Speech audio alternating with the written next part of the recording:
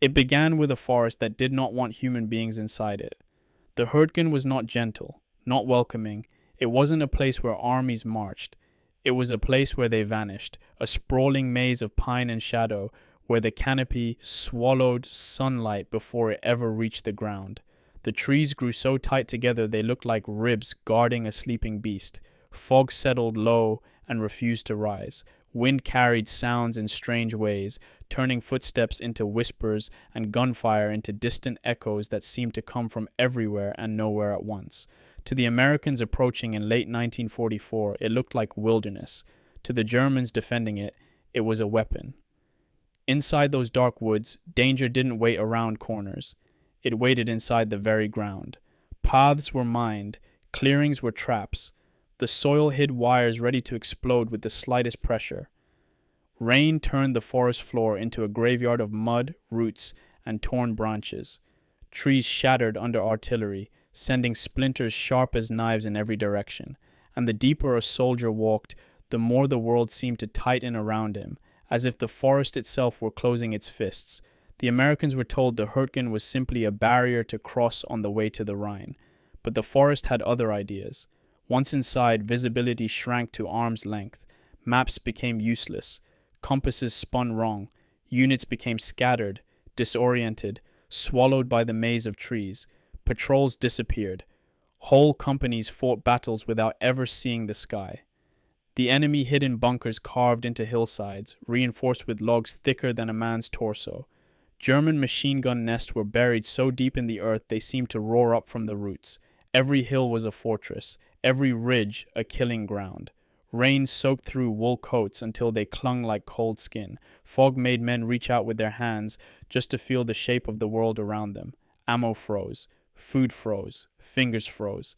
And every time it seemed like the battle might ease, the forest whispered, "Not yet." The fighting became a kind of nightmare that didn't feel like war anymore, more like surviving inside a place that resented every living thing that stepped between its trees.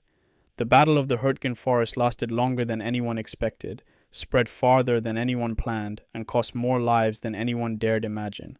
And yet, soldiers kept pushing forward because the alternative, stopping, felt even more dangerous.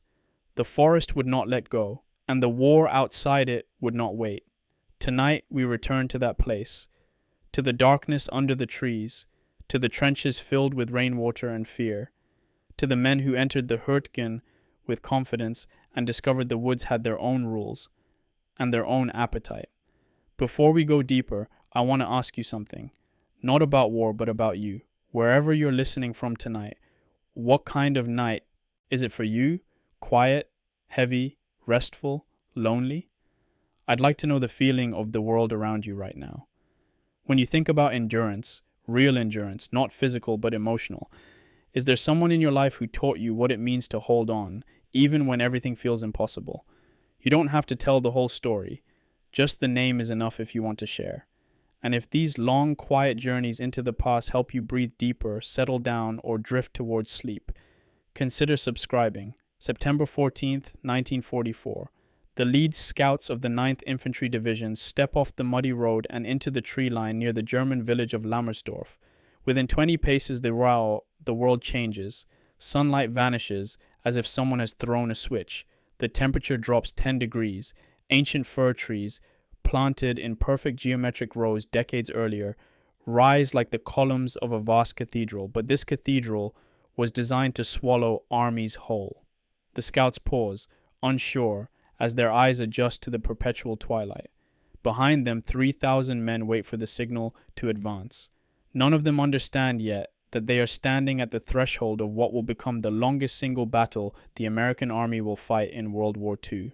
The forest they are about to enter has a name that most Americans will never learn to pronounce correctly: Hürtgenwald. 50 square miles of densely packed conifers straddling the German-Belgian border. It represents nothing particularly special on a map, just another patch of green between the American forces and their ultimate objective, the Rhine River. Staff officers at 1st Army Headquarters have spent perhaps 15 minutes discussing it in their planning sessions. The prevailing attitude among commanders is straightforward. It is just woods, an obstacle no more significant than any other feature of the European countryside. General Courtney Hodges, commanding 1st Army, has ordered his 7th Corps to clear the forest as a supporting operation while the main American thrust drives toward Cologne to the north. The forest, in the minds of the men who will send thousands to die there, is barely worth mentioning. This catastrophic underestimation will cost the American army more casualties than it suffered on the beaches of Normandy. What makes the Hürtgen Forest uniquely deadly is not immediately apparent to the soldiers now entering its shadow. The trees themselves are weapons. German foresters planted these firs in the 1930s at precise 6-foot intervals, creating an unnatural density that blocks out the sky. The trunks, many over 2 feet in diameter, stand so close together that a man cannot see more than 50 meters in any direction. The canopy, rising over 100 feet above the forest floor, forms a solid ceiling that will render American air superiority completely meaningless. No P-47 Thunderbolt pilot will be able to see the ground through that green darkness. No artillery observer will be able to spot targets. The forest swallows sound, distorts distance, and transforms every advance into a blind groping through shadows. But the trees are only the beginning.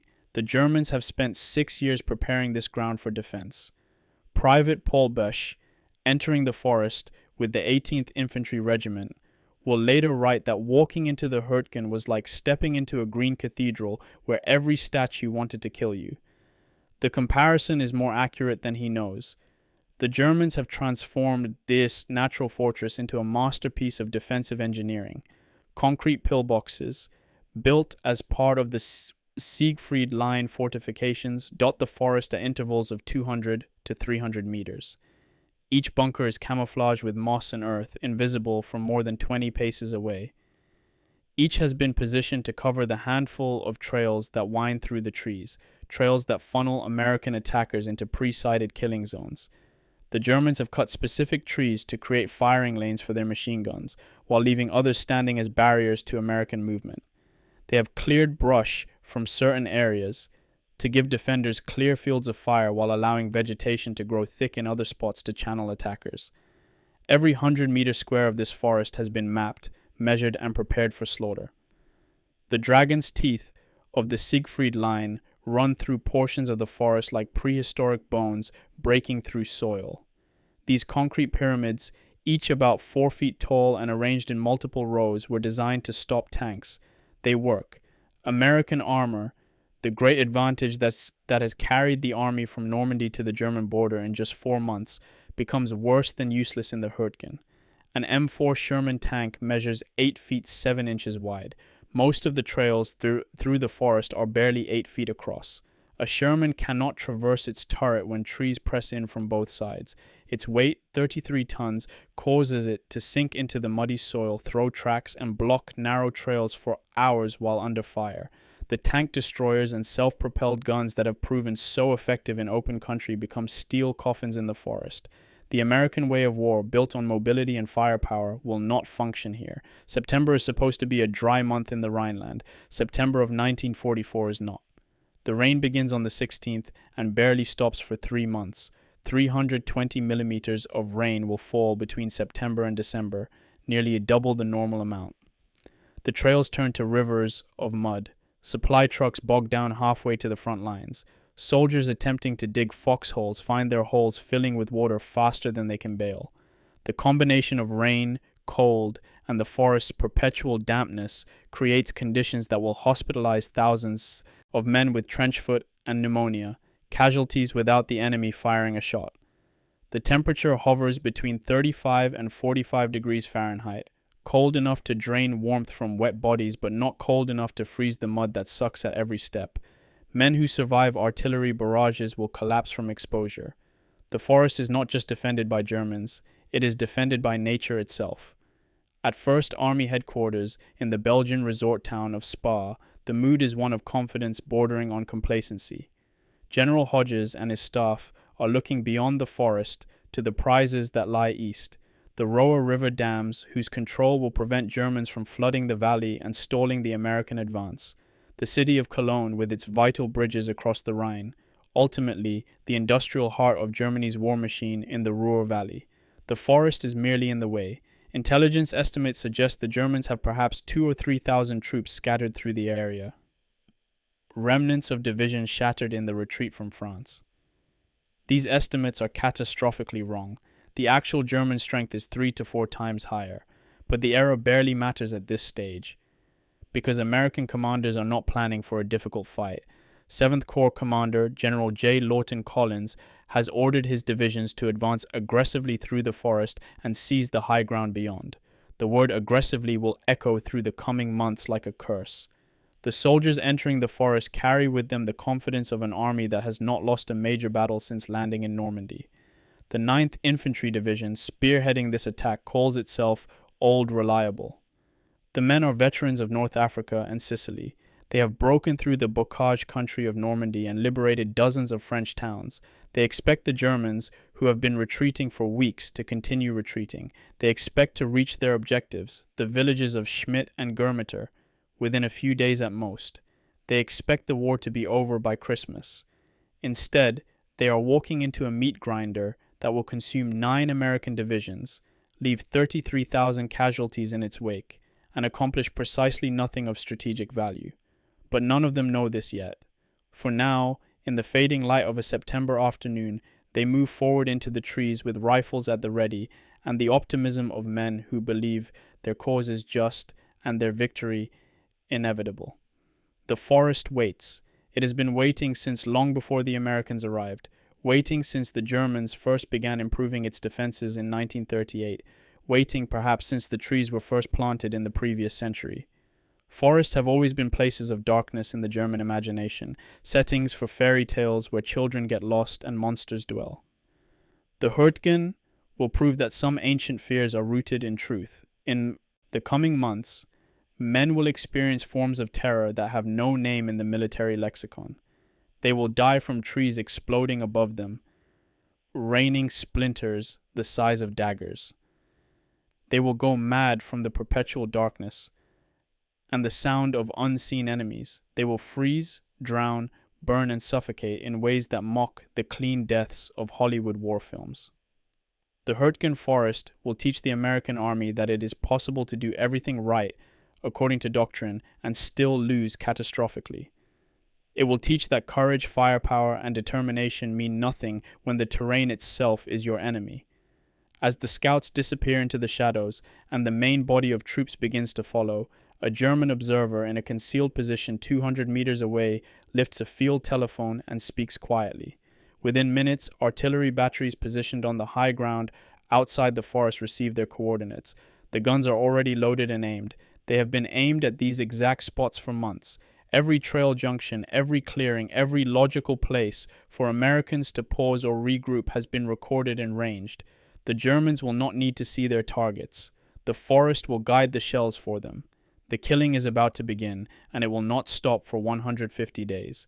In that time, the Hürtgen will consume more American lives per square mile than any other battlefield in the Second World War.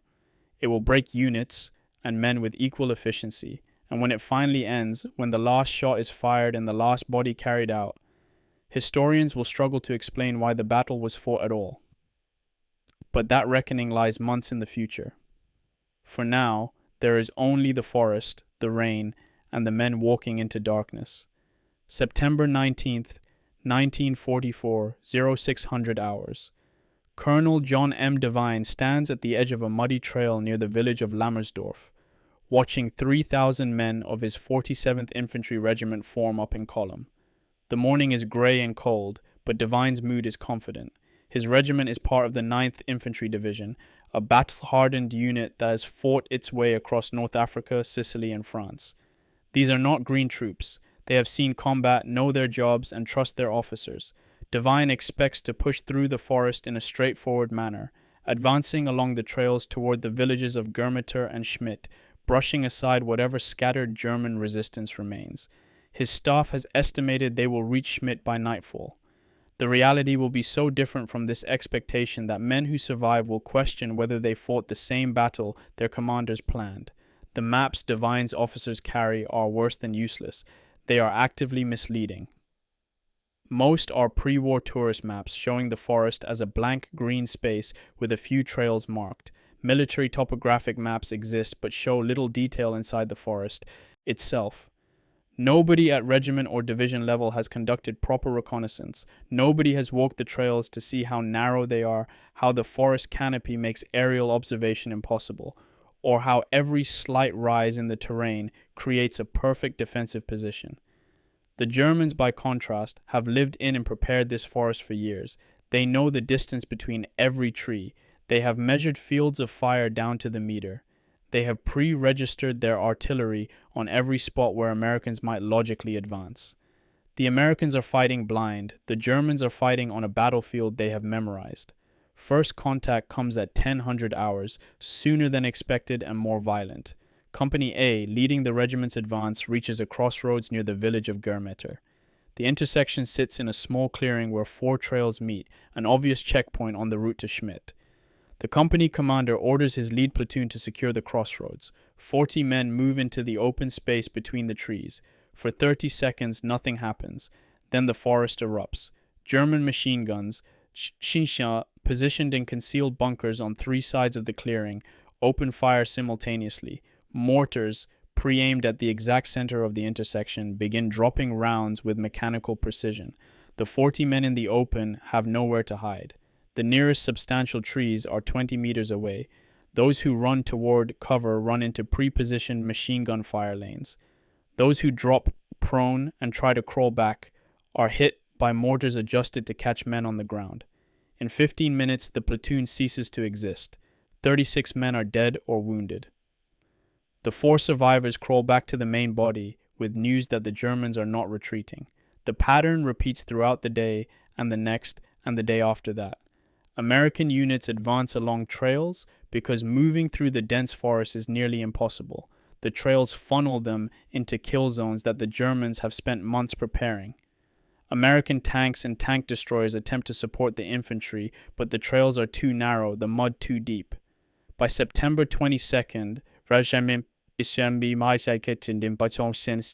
the regiment's first M10 tank destroyer manages to reach a forward position and promptly throws a track in the mud, blocking the trail for 8 hours while German mortars pound the stalled column behind it. Artillery support, the backbone of American offensive doctrine, proves ineffective because forward observers cannot see targets through the canopy. Fighter bombers circle overhead, frustrated, their pilots radioing that they cannot identify friend from foe, cannot see the ground, cannot help. The entire American system of combined arms warfare, infantry, armor, artillery, and air power working in concert, breaks down in the forest's darkness. The casualties accumulate with shocking speed. On September 20th, Company B reports 43 men wounded or killed, nearly 1/4 of its strength, for an advance of 200 meters. On September 21st, Company C loses its commanding officer and 2 platoon leaders in a single artillery barrage. By September 24th, 5 days into the attack, the 47th Infantry Regiment has suffered over 300 casualties and advanced less than 1 kilometer. The casualty exchange ratio is catastrophic. For every German soldier killed or captured, 4.5 Americans are hit. In open country, with air support and armor, American forces typically inflict casualties at a 3-to-1 ratio in their favor. Here the equation is reversed. The forest has changed the fundamental mathematics of warfare. Colonel Devine's evening reports to division headquarters begin optimistic and grow progressively more desperate. September 19th, enemy resistance moderate, progress steady. September 21st, enemy resistance stronger than anticipated, casualties mounting, request additional artillery support.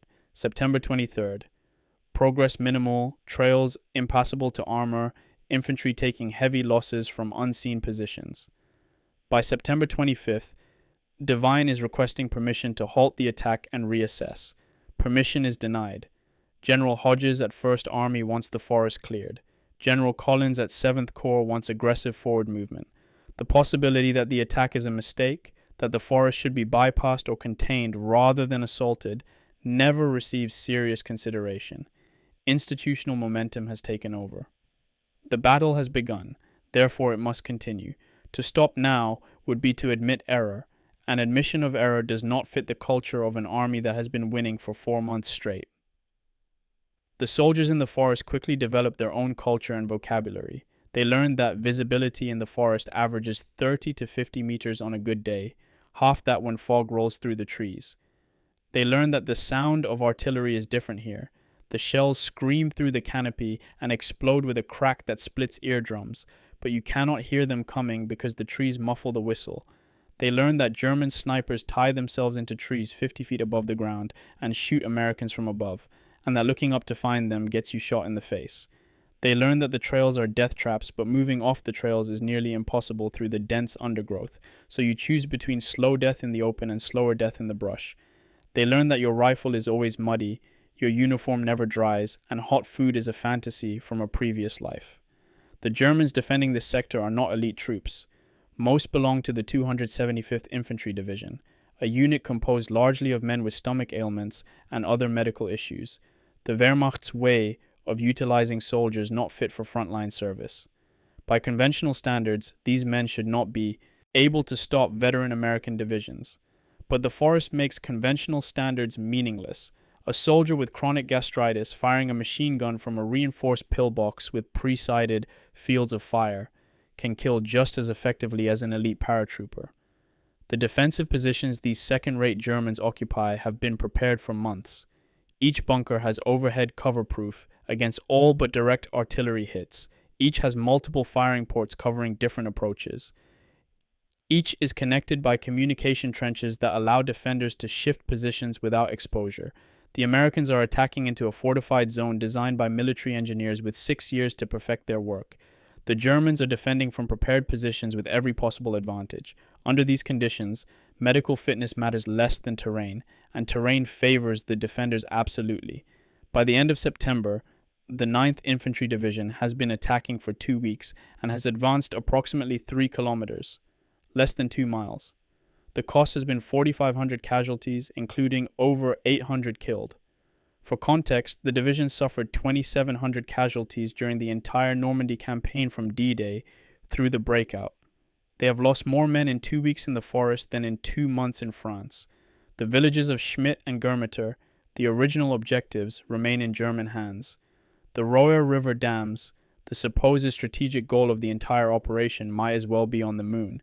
Yet 1st Army Headquarters continues to classify the operation as a supporting attack, continues to plan for breakthrough, continues to feed units into the forest.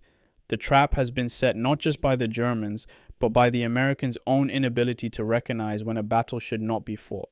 Private First Class Charles Hangsterfer, a rifleman in the 60th Infantry Regiment, writes a letter home in late September that his family will not receive until December. In it, he describes the forest as a place where the devil would feel at home. He mentions that men in his company are starting to crack, that the combination of darkness, cold, unseen enemies, and constant shelling is breaking soldiers who survive the bocage and the Siegfried Line without flinching. He wonders why the army does not simply go around the forest, which he can see is only 10 or 15 kilometers wide. The letter ends with a postscript. If something happens to me, tell Mom this was the only place in the war where I was really scared. Hangsterfer will be killed by tree-burst artillery on October 7th, 11 days after writing those words. His body will not be recovered until February of 1945. He is 19 years old. October 6th, 1944. The conference room at 1st Army Headquarters in Spa, Belgium is warm and well lit, as different from the Hürtgen Forest as any place could be. General Courtney. Hodges sits at the head of a polished wooden table, surrounded by his staff officers and corps commanders. The topic of discussion is the Hürtgen Forest, and the mood is one of frustration mixed with determination. On the wall behind Hodges, a large map shows the forest as a green blob with red pins marking American positions. The pins have barely moved in 3 weeks. Casualty reports spread across the table tell a grim story. The 9th Infantry Division, which entered the forest with 14,000 combat troops, is reporting 4,500 casualties and requesting relief. Major General Louis Craig, the division commander, has privately recommended that the attack be halted and the forest bypassed. Hodges has no intention of taking that advice. The Battle of the Hürtgen Forest has become something more than a tactical problem. It has become a test of will, a challenge to American competence, a question that cannot be answered by withdrawal. The logic of continuing the attack is bureaucratic rather than military. Hodges and his staff articulate several reasons for pressing on. The forest guards the approach to the Roer River dams. German artillery observers in the forest can shell American positions to the north. The Siegfried Line must be breached. Enemy forces must be kept under pressure. All of these reasons are technically true. None of them address the fundamental question of whether the forest must be taken frontally or whether it could be bypassed, contained, or assaulted from a different direction. The real reason for continuing, though no one at the table will speak it aloud, is that stopping would mean admitting that the September decision to attack was wrong. Armies run on command hierarchies, and command hierarchies do not tolerate admission of error from subordinates.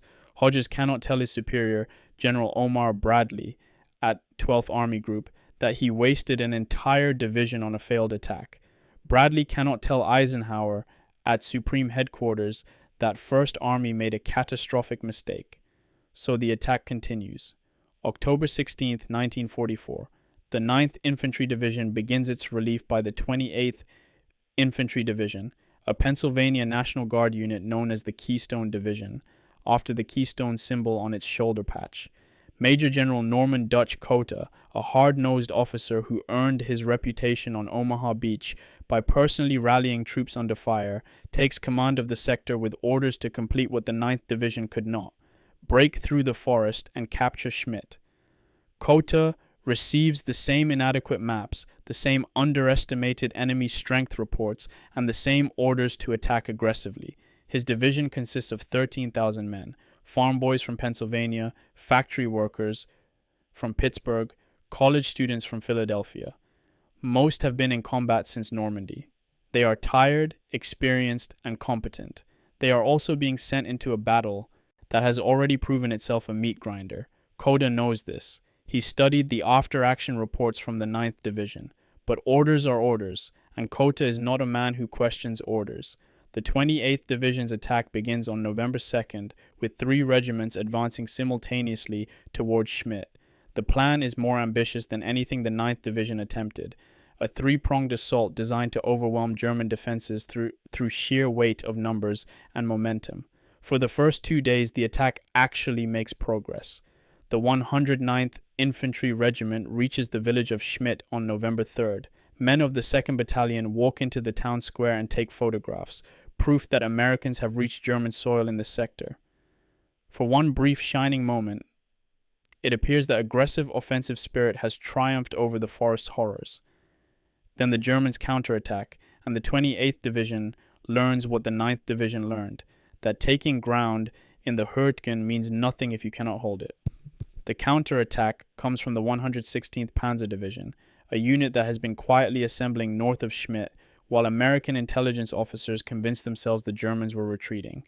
60 tanks and assault guns, supported by 2,000 veteran Panzer Grenadiers, strike the American positions in Schmidt on November 4th. The attack begins at dawn with an artillery barrage that makes everything previous look like a rehearsal.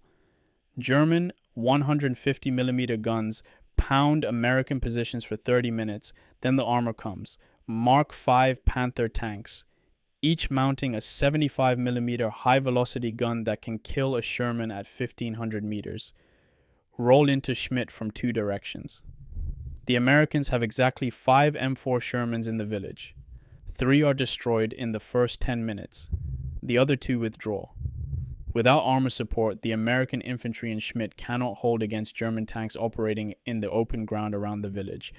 By November 7th, the survivors of the 2nd Battalion are either dead, captured, or fleeing back through the forest toward American lines.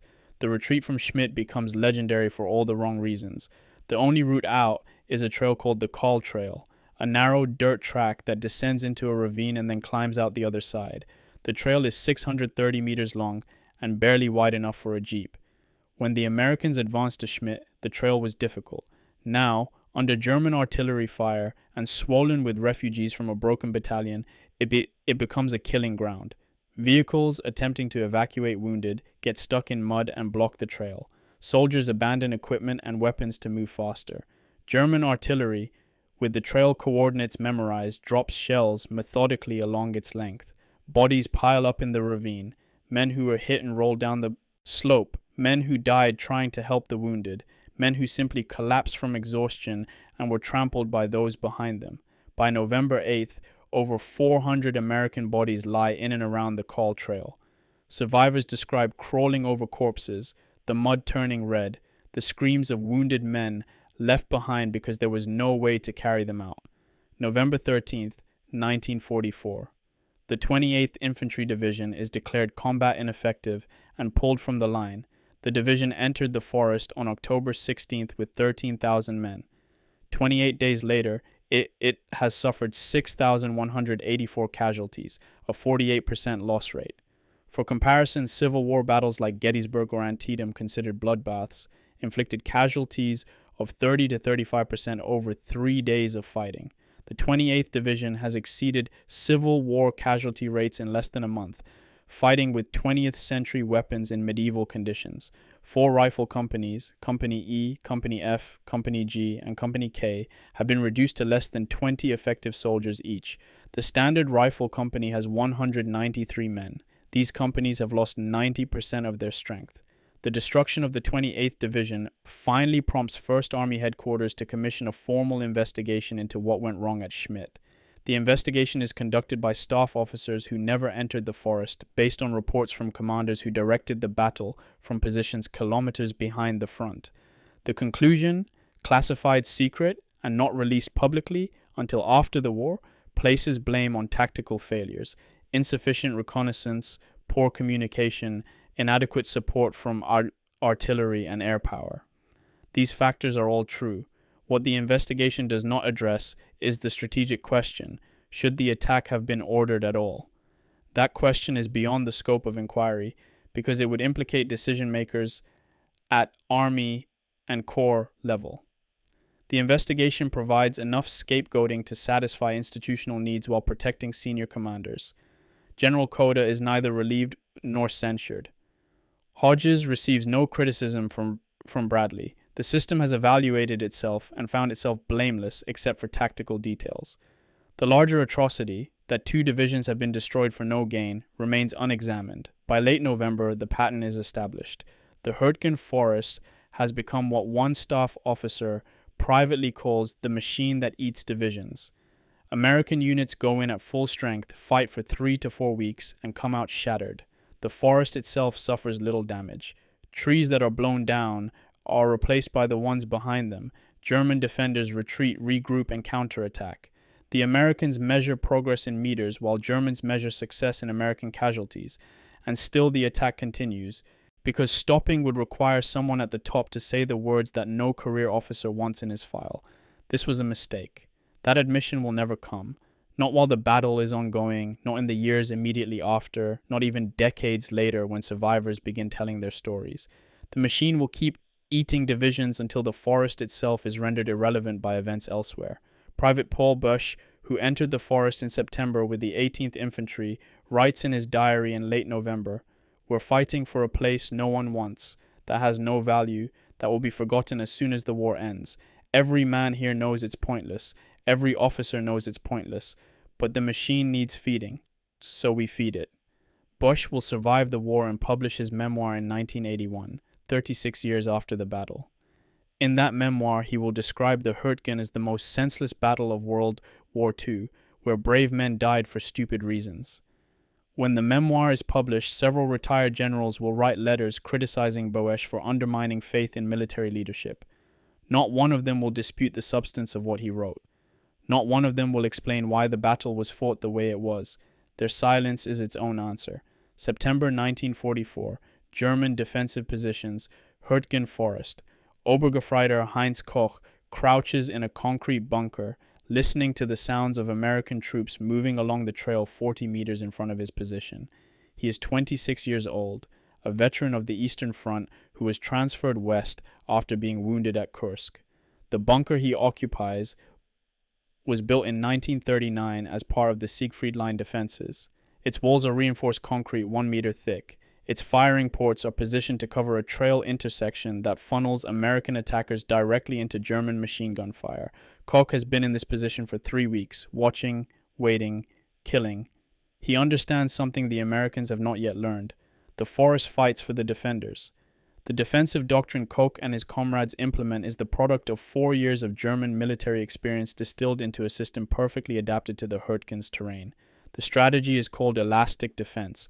Let the enemy advance into kill zones, then counterattack from the flanks and rear to cut them off and destroy them. German infantry squads, typically 8 to 10 men, occupy mutually supporting positions with overlapping fields of fire. When Americans attack one position, they expose themselves to fire from 2 or 3 others. The positions themselves are small and well camouflaged, nearly impossible to spot until they open fire. American artillery, even when properly directed, must hit within 5 meters of a bunker to have any effect. Anything else is wasted shells exploding harmlessly in the forest. General Friedrich Koechling, commanding the 81st Corps responsible for the Hürtgen sector, tours the forest defenses in early September and tells his subordinates, "Every American we kill here is one who will not reach the Rhine." Koechling is a professional soldier of the old Prussian school, a man who understands defensive warfare as an art form. He recognizes that the Germans cannot match American firepower, cannot match American numbers, cannot win a war of attrition in the conventional sense. But in the Hürtgen, conventional sense does not apply. Here, the Germans can make the Americans bleed at a ratio that negates all their material advantages. Here, a battalion can hold what would require a brigade to defend in open country. Here, the forest itself is worth 10 divisions.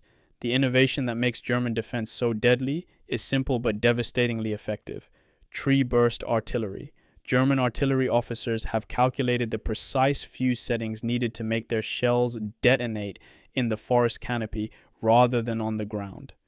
A shell that explodes 30 meters above the forest floor sends shrapnel and massive wooden splinters downward in a cone pattern that covers 50 square meters. The effect multiplies the casualties from each shell by a factor of 5 compared to ground bursts. An American soldier in a foxhole is protected from ground burst shells by overhead cover and the hole's depth. Against tree bursts, there is no protection. The foxhole becomes a trap. Splinters the size of fence posts driven by explosive force punch through helmets, through bodies, through anything in their path. Survivors describe men killed by wooden stakes through their chests, through their skulls, through their backs, medieval wounds inflicted by modern weapons. The Germans have also solved the artillery spotter problem that plagues American forces. While American observers struggle to see through the canopy, German observation posts are positioned on high ground outside the forest, looking down into it. From these positions, observers can direct fire with precision. Every trail, every clearing, every logical assembly area has been pre-registered. German artillery does not need to search for targets. The coordinates are already recorded.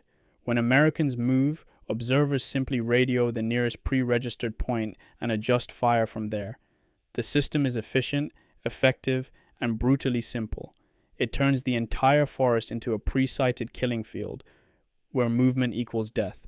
Lieutenant Werner Siegel, a platoon leader in the 275th Division, keeps a diary that will be captured after the war. His entry for September 23, 1944 reads, "The forest fights for us. The Americans make noise like cattle. We hear them 500 meters away, shouting to each other, crashing through underbrush, their equipment rattling. We never make sound. We wait until they pass our position, then shoot them from behind. They call us snipers, but we are not sniping. We are simply patient." Siegel's observation captures a fundamental difference in training and tactical culture. German infantry doctrine emphasizes camouflage, noise discipline, and patience. American doctrine emphasizes fire and maneuver, speed, and aggressive assault. In open country, the American approach works. In the Hürtgen, it is suicide. The logistical advantage German defenders enjoy is rarely mentioned in American accounts but is crucial to understanding why the battle lasted so long. The Germans supply their forces from roads outside the forest. Trucks can deliver ammunition, food, and medical supplies to forward positions with minimal difficulty. The Americans, by contrast, must hand carry everything down muddy trails under fire. A German soldier receives hot food daily. An American considers himself lucky to get hot food twice a week. A German wounded soldier can be evacuated by vehicle to a field hospital within an hour. An American wounded soldier might lie in the forest for 6 or 8 hours waiting for stretcher bearers to carry him back, if he can be reached at all. The Germans are fighting from their supply depots. The Americans are fighting at the end of a supply chain that barely functions. The psychological factor of homeland defense adds another dimension to German resistance. Approximately 75% of the German soldiers defending the Hürtgen are from the Rhineland. They are fighting within 50 kilometers of their homes. Many can see their villages from German observation posts. They are not defending abstract strategic objectives. They are defending the actual ground where they were born, where their families live. This proximity to home creates motivation that outweighs the general German knowledge that the war is lost. Desertion rates in the Hürtgen sector are 1/10 the average for the Western Front. Captured German soldiers consistently tell interrogators the same thing. They knew Germany would lose the war, but they could not surrender the forest because their families were behind them. Fighting for a lost cause in defense of home produces a stubbornness that no amount of American firepower can break. German combat engineers contribute to the defensive system through systematic terrain modification. They flood trails by diverting streams, creating impassable mud where Americans need to advance.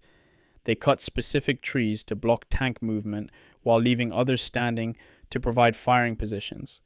They reinforce key trees with concrete, creating improvised pillboxes that can survive artillery fire. They plant anti-personnel mines at a density of approximately 1 mine every 3 meters along likely American approaches.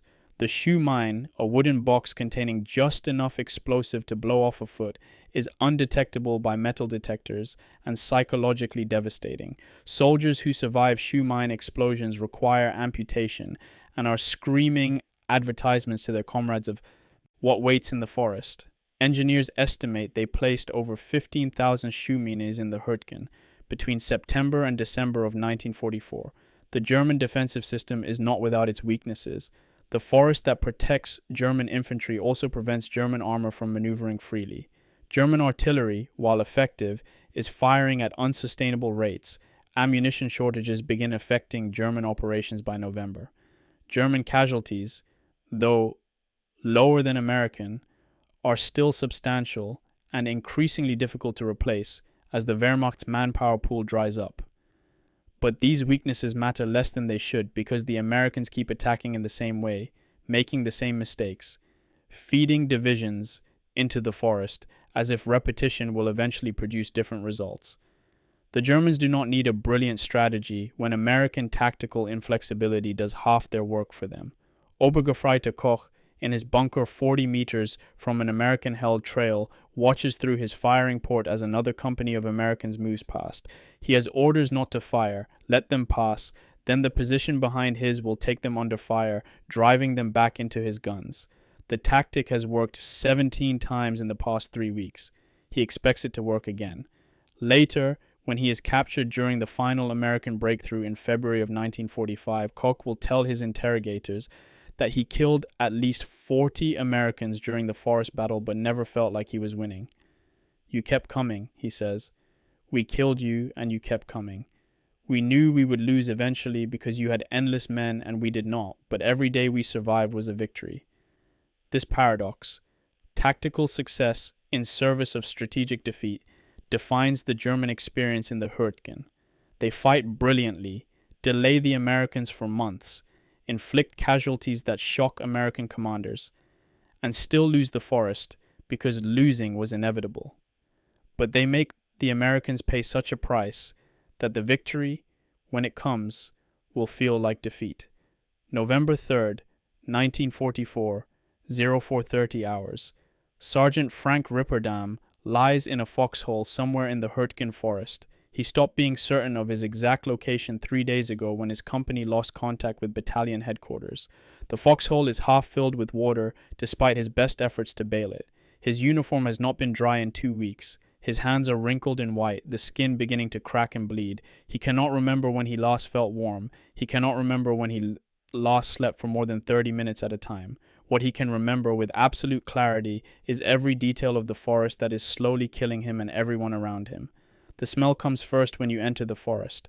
Pine sap mixed with decay, with cordite from explosions, with the sweetness of decomposing bodies that cannot be reached for burial. After a few days, you stop noticing the smell because it becomes part of you, soaked into your uniform, into your skin, into your lungs with every breath. The sounds come next. Bullets hitting trees make a distinctive thwack that sounds like a woodpecker but means someone is shooting at you. Artillery whistling through the canopy makes a tearing sound like fabric ripping, followed by the crack of detonation that hits you in the chest like a physical blow. The screaming of wounded men comes in two types: the sharp, shocked screaming of someone just hit, and the low, continuous moaning of someone who has been hit hours ago and is still waiting for medics who may never come. After a week in the forest, these sounds become your world. There is nothing else. The darkness is absolute after sunset. No moonlight penetrates the canopy. No stars are visible. Soldiers develop a kind of hyper-awareness where they navigate by memory, by feel, by the slightly different quality of blackness that indicates a tree versus open space. Men on watch strain their eyes so hard trying to see movement that they hallucinate. Shadows become Germans, trees become tanks. Imagination conjures threats from nothing. The standing order is to challenge anyone approaching your position with a password, but whispered passwords in the dark forest sound like German whispers, so men shoot first and confirm identity later. American soldiers kill each other in the darkness with depressing regularity. After 2 weeks in the forest, your nerves are scraped so raw that the sound of a twig snapping 30 meters away brings you to full adrenaline alert. You live in a state of constant, exhausting terror that never quite peaks and never quite subsides. The tree bursts are worse than any other form of dying the forest offers. When German artillery begins registering on your position, you have perhaps 10 seconds between the first shell and the next barrage. Those 10 seconds require you to make an impossible choice. Stay in your foxhole, where overhead cover might protect you from ground bursts but will trap you if the shells are fused for tree bursts, or leave your foxhole and lie flat in the open, where you are exposed to ground bursts but have a chance against air bursts. Get the choice wrong and you die. Get it right and you watch your friends die differently. Medic Andrew Barr, who serves with the 28th Infantry Division through November, describes treating tree burst casualties. Wounds from wooden splinters, 6 inches long, 8 inches long, driven completely through bodies. Splinters in eyes, in throats, through lungs. Burns from white phosphorus mixed with wood chips. I saw men with 20, 30 splinter wounds, still alive, screaming. We had morphine, but not enough, never enough. Private Paul Bush's diary entry for November 3rd describes a night in the forest. Cannot see 10 feet in front of me. Every sound is the enemy. Listen to 2 men in the next foxhole talking to each other for an hour before realizing they were Germans who had infiltrated our line. Threw grenade. Explosion lit up the forest for 1 second. Saw more Germans everywhere.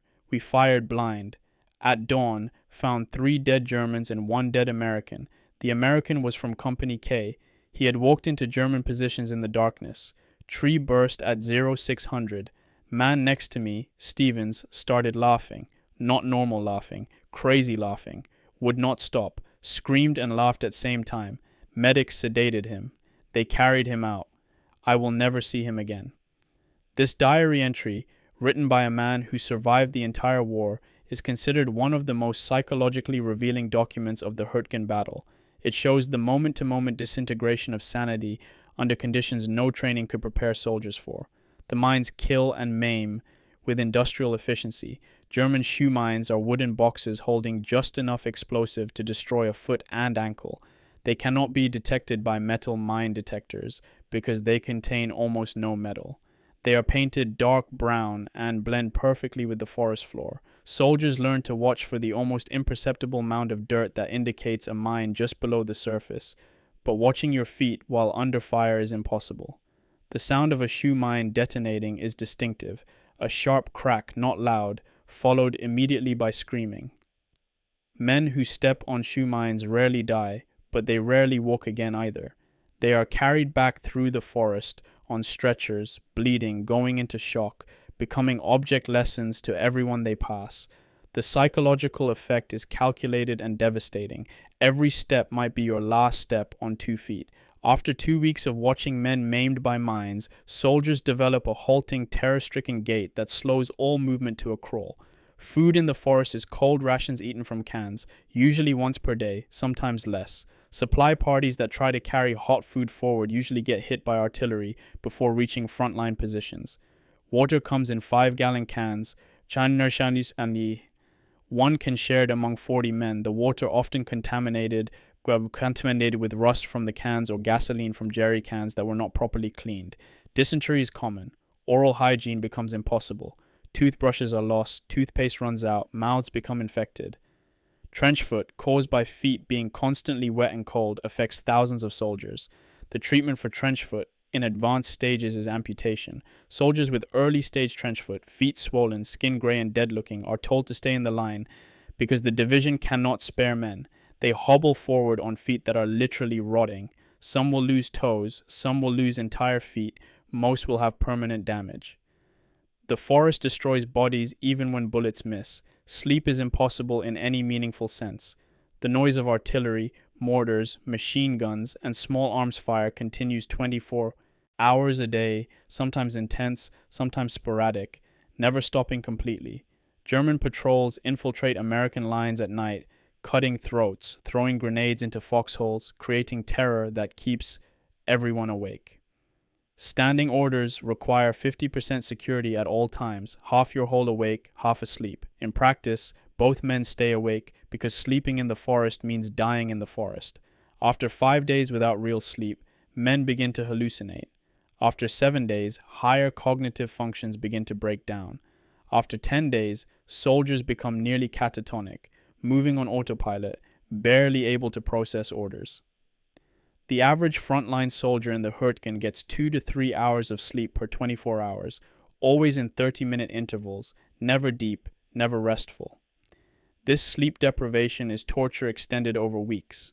The German perspective on American night tactics comes from captured diaries and post-war interviews. Obergefreifer Heinz Koch, 275th Division. The Americans shout to each other constantly, even at night.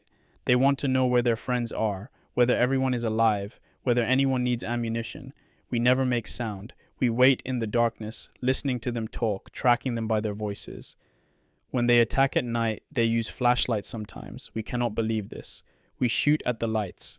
They learn not to use lights, but they still make noise. They cannot help themselves. They are afraid of the dark and the silence. They need to hear their own voices. That is how we kill them. This observation reveals a fundamental cultural difference. American doctrine emphasizes communication and coordination. German doctrine emphasizes silence and independence. In the Hürtgen darkness, communication gets you killed. By mid-November, the medical clearing stations behind the forest are overwhelmed not with wounded, but with psychiatric casualties. Men arrive catatonic, unresponsive to stimuli, staring at nothing.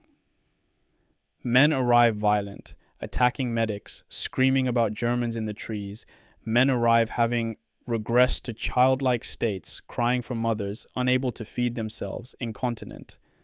The rate of psychiatric breakdown in the Hürtgen is 3 times higher than any other World War II battlefield.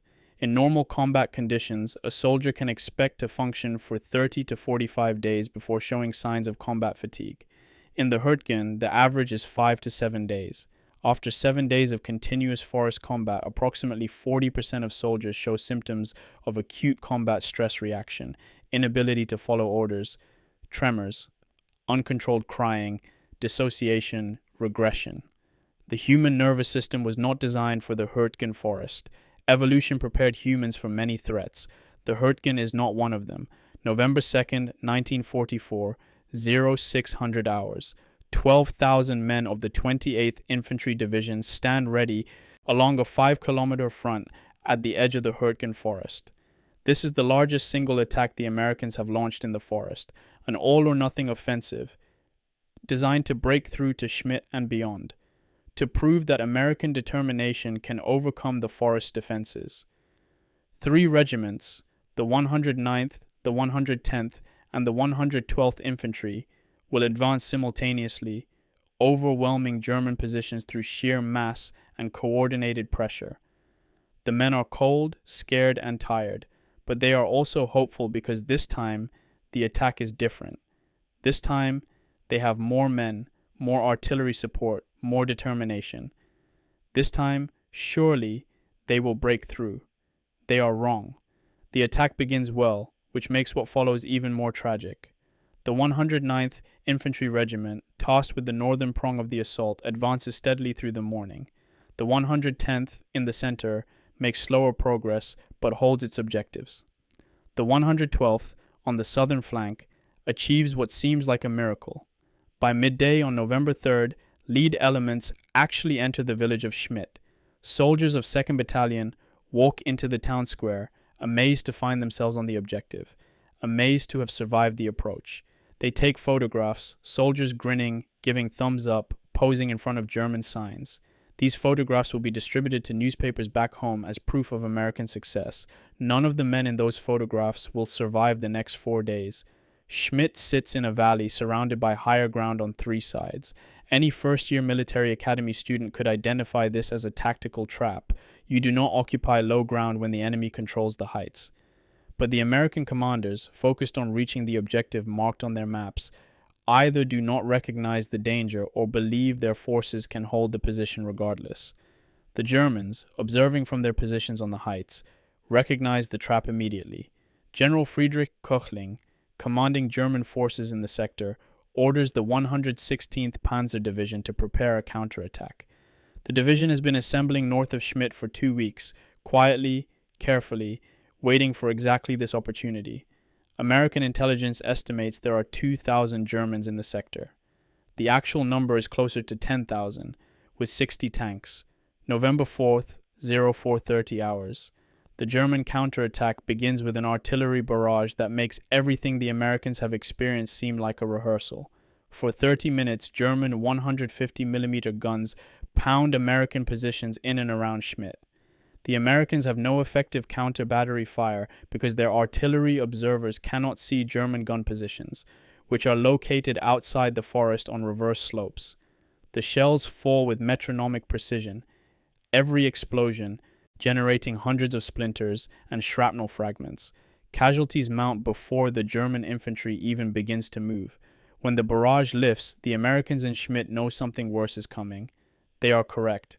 Mark V Panther tanks, each weighing 45 tons and mounting a 75mm gun that can penetrate American armor at 1,500 meters, emerge from the tree line north and east of Schmidt. The Americans have 5 M4 Sherman tanks in the village. The Sherman weighs 33 tons, and its 75mm gun cannot penetrate a Panther's frontal armor except at point-blank range. The engagement is not a battle. It is an execution. 3 Shermans are destroyed in the opening minutes, their crews killed or burned. The remaining 2 withdraw, abandoning the infantry. Panzer Grenadiers, veteran German infantry trained to work with armor, advance behind the tanks in textbook combined arms fashion. The Americans in Schmidt, without armor support and already depleted by the artillery barrage, cannot hold. By noon on November 4th, Schmidt is back in German hands. The 2nd Battalion, 112th Infantry, has ceased to exist as a fighting force. The survivors of 2nd Battalion attempt to retreat via the only route available, the Call Trail, a narrow dirt track that descends into a ravine and then climbs back out. The trail is 630 meters long, barely wide enough for a jeep, now swollen with panicked soldiers and wounded men, German artillery observers. Knowing that retreating Americans must use the trail, begin dropping shells along its length with practiced precision.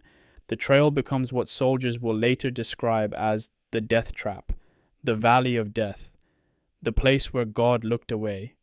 Men crowd onto the trail, pushing, stumbling over bodies, abandoning equipment.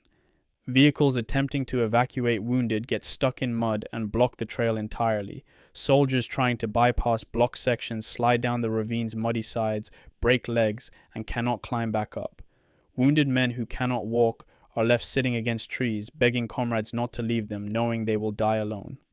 Private First Class Curtis Whiteway, a medic with 2nd Battalion, attempts to evacuate wounded from the Call Trail on November 5th.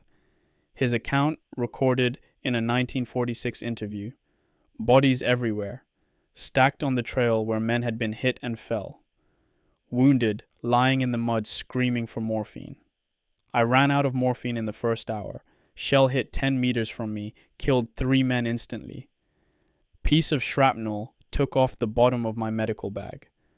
Another medic, Morrison, shot through the throat while trying to bandage a wounded man, bled out in 30 seconds. I saw a lieutenant shoot himself in the foot so he could be evacuated legitimately. Nobody stopped him. We all understood. After 6 hours on that trail, I stopped hearing the screaming. My brain just turned it off. I could see mouths moving but heard nothing. When I got back to the aid station, my hearing came back all at once and I vomited from the sound. Whiteway receives the Silver Star for his actions on the Call Trail. He will never speak about the forest again after his 1946 interview. By November 7th, the attempted breakout from Schmidt is over. Of the roughly 2,000 men from 2nd Battalion who entered Schmidt on November 3rd, approximately 200 make it back to American lines. 300 are confirmed killed. The rest are missing, presumed captured or dead in the forest. The Call Trail, when finally retaken in February of 1945, contains over 400 American bodies in a 630-meter stretch. Some were hit by artillery. Some bled out from wounds. Some appear to have died from exposure, simply lying down in the cold mud and not getting up. The trail becomes a mass grave that takes weeks to excavate. Identification of bodies is often impossible due to decomposition and scavenging by forest animals. Over 100 men are buried as unknowns. November 13th. The 28th Infantry Division is pulled from the line and declared combat ineffective. In 28 days, it has suffered 6,184 casualties, a 48% loss rate. 4 rifle companies are reduced to fewer than 20 men each. The division's artillery battalions have lost so many forward observers that remaining observers are shared between multiple batteries. The engineers have taken 50% casualties attempting to clear mines and repair the Call Trail. The medical company has evacuated so many wounded that its ambulance drivers are suffering breakdowns from stress. The division that walked into the forest in mid-October with 13,000 men walks out with fewer than 7,000 effectives. It will not return to full combat readiness until January of 1945. 1st Army Headquarters orders an investigation into the Schmidt failure. The investigation is conducted by staff officers who never entered the forest, based on after-action reports written by surviving commanders trying to explain why their units were destroyed. The investigation concludes that tactical errors were made: insufficient reconnaissance of the Call Trail, inadequate coordination between regiments, failure to properly secure flanks, insufficient artillery preparation. All of these conclusions are technically correct and completely miss the point. The real failure was strategic. Attacking into a trap that should have been recognized as a trap, persisting with the attack after early failures made the futility obvious, and sacrificing an entire division rather than admit the operation should never have been ordered. These strategic failures are not mentioned in the investigation because investigating them would implicate generals at Army and Corps level. The investigation provides scapegoats at battalion and regimental level while protecting senior commanders. Justice is not served. The truth is classified. General Norman Cota, commanding the 28th Division, is neither relieved nor censured. He will continue to command the division through the Battle of the Bulge, where the 28th, still rebuilding from Hürtgen losses, will be nearly destroyed again. Post-war, Cota will retire as a Major General, receive the Distinguished Service Cross, and never publicly discuss the Schmidt disaster in detail.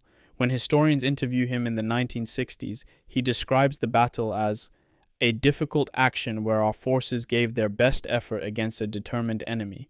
He does not mention that giving their best effort killed 6,000 men for no strategic gain. He does not mention the Call Trail or the bodies stacked in the ravine or the 2nd Battalion that ceased to exist. Memory, even for generals, is selective. The dead have no such luxury. They remain in the forest, their story told only by those who survive to tell it, and often, even survivors choose silence because speaking the truth means reliving hell.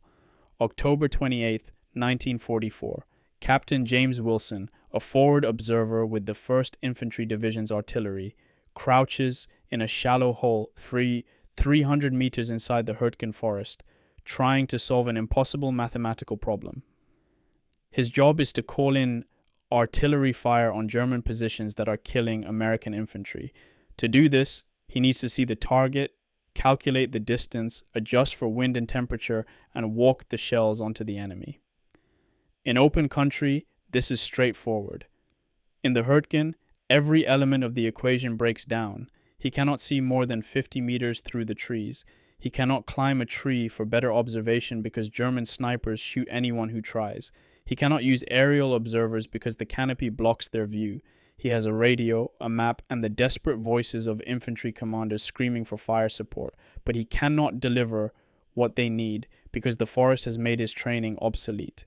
Artillery is supposed to be the great equalizer of modern warfare, the tool that allows smaller forces to overcome larger ones through precise application of explosive power. The U.S. Army has built its doctrine around artillery supremacy. American guns outnumber German guns in the Hürtgen sector by approximately 2-1. American ammunition stockpiles dwarf German supplies. By every conventional metric, American artillery should dominate this battlefield. Instead, German artillery is killing Americans at 3 times the rate American artillery is killing Germans. The reason is simple. The Germans have adapted their tactics to the forest, and the Americans have not. The innovation that makes German artillery so deadly has a technical name, time-fused airburst, but soldiers call it tree burst, and they fear it, more than any other weapon in the German arsenal. A standard artillery shell is fused to explode on impact with the ground. In open terrain, this creates a horizontal spray of shrapnel that is deadly to anyone standing but relatively harmless to soldiers in foxholes or behind cover. In the forest, ground-burst shells explode harmlessly against tree trunks or burrow into soft earth before detonating. The Germans solved this problem by adjusting their fuse settings so shells explode 20 to 30 meters above ground in the forest canopy. When a shell detonates in the canopy, it creates a completely different kill pattern. The explosion sends shrapnel downward in a cone. More importantly, it severs branches and splinters tree trunks, sending thousands of wooden fragments hurtling toward the ground with the force of shrapnel. Sergeant Robert MacDonald, serving with the 4th Infantry Division in November, describes his first experience with tree-burst artillery. We heard the incoming rounds, maybe 3 seconds of whistle, then the sky exploded. Not the ground, the sky. Trees coming apart above us, shrapnel and wood raining down, pieces of branch as thick as my arm falling like spears. The man next to me, Cooper, took a wooden splinter through his shoulder blade and out through his chest. 6 inches of pine, driven clean through him. He was dead before he hit the ground. Another man, Williams, screaming with splinters in both eyes. The tree burst lasted maybe 30 seconds. When it stopped, 7 men in our platoon were casualties. We hadn't seen the enemy. We hadn't fired a shot. We just got shredded from above. This testimony, given in a 1946 interview, captures the psychological impact of tree bursts. They render foxholes useless, they attack from the direction soldiers feel most safe, and they kill in ways that seem designed to maximize horror. The mathematical effectiveness of tree bursts is documented in after-action medical reports. A ground-burst artillery shell in forest terrain produces an average of 0.8 casualties per round, fewer than 1 casualty per shell, because most explosions are masked by terrain or absorbed by trees. A tree burst shell in the same terrain produces 3.5 casualties per round, more than 4 times as effective. The German artillery crews firing into the Hürtgen have been practicing tree burst techniques since 1940, when they used similar tactics in the Ardennes Forest during the French campaign. They know the precise fuse settings for different tree heights. They know how to adjust for forest density. They have turned artillery into a surgical instrument that dissects American units with ruthless efficiency. American artillery officers, trained in the highly effective but fundamentally different doctrine developed in North Africa and Normandy, struggle to adapt. The American approach emphasizes massed fires, bringing the shells of multiple batteries to land simultaneously on a target in what is called a time-on-target or TOT barrage. In open terrain, TOT barrages are devastating, the pinnacle of artillery science. In the Hürtgen, they are wasteful. American shells, fused for ground burst, hit trees at different heights depending on minor variations in trajectory. Some explode in the canopy, some hit mid-level branches, some hit the ground. The result is dispersed, random explosions that sound impressive but accomplish little. German soldiers in prepared bunkers with overhead cover survive American barrages that would annihilate them in open country. The forest absorbs American firepower and renders it impotent. The counter-battery problem, the task of destroying enemy artillery, becomes nearly unsolvable in the Hürtgen. In conventional warfare, you locate enemy guns through several methods: spotting their muzzle flashes from observation posts, calculating their position from the sound of firing, or using aerial reconnaissance. None of these methods work in the forest. German guns are positioned outside the forest on reverse slopes, firing over the trees. Their muzzle flashes are invisible to American observers inside the forest. The sound of firing echoes and distorts through the trees, making sound ranging useless. Aerial reconnaissance sees nothing but canopy. American counter-battery fire becomes guesswork, shells dropped into suspected areas, with no way to assess effectiveness. Meanwhile, German forward observers, positioned on high ground with clear views into the forest, direct fire with precision. The artillery duel is fundamentally asymmetric, and the Germans are winning. November 1944. The solution arrives in wooden crates marked secret VT fuse. The variable time or proximity fuse is one of the most closely guarded technological secrets of the war, a miniature radar device that fits into an artillery shell's nose and detonates the shell at a preset distance from the ground. The fuse was designed for anti-aircraft use, to explode shells near enemy bombers without needing a direct hit. Someone at 1st Army Headquarters realizes it might work in the forest. The realization is correct. American shells fused with VT fuses detonate 25 meters above ground with perfect consistency, creating tree burst effects equal to German techniques. Within a week of VT fuse introduction, American artillery effectiveness jumps by a factor of 3. The casualties begin to even out. But evening out the casualties is not the same as winning the artillery duel, because the Germans have an advantage that technology cannot overcome. They are defending from prepared positions outside the forest while Americans are attacking through the forest interior. Lieutenant Colonel John J. Cooney, commanding an artillery battalion supporting the 8th Infantry Division, writes in his December after-action report, "We expended 23,000 rounds in support of infantry operations from December 4th through December 15th. Effect on enemy positions minimal. Problem is not the shells. VT fuses work as designed. Problem is we cannot see what we are shooting at, cannot adjust fire, cannot determine if we hit anything. We might as well be throwing shells into a black hole. Enemy artillery, meanwhile, hits our ammunition dumps, our aid stations, or our command posts. They can see us, we cannot see them. All the technology in the world cannot overcome that fundamental disadvantage." Cooney's assessment is brutally accurate and completely ignored by higher headquarters, which continues to demand artillery support for operations, whether that support is effective or not. The logistical burden of the artillery battle becomes staggering. 1st Army fires approximately 1.1 million artillery rounds into the Hürtgen Forest between September and December of 1944. For comparison, the entire Normandy invasion, from D-Day through the breakout in July, consumed 3 million rounds or over 3 months. The Hürtgen, a 50-square-mile patch of forest, consumes 1/3 as much ammunition as the liberation of France. Each shell must be trucked forward through a supply system already strained to breaking.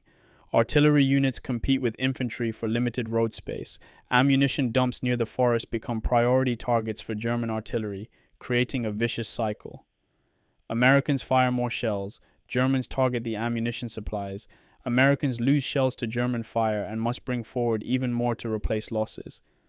By December, some artillery battalions are firing at only 60% of requested rates because shells simply are not arriving fast enough. The psychological effect of the artillery battle on soldiers is profound and often overlooked in tactical analyses. Artillery fire is the leading cause of casualties in the Hürtgen. Approximately 60% of all American casualties are from artillery, mortars, or tree bursts. Unlike small arms fire, which soldiers can return and feel they are fighting back against, Artillery is impersonal and unavoidable.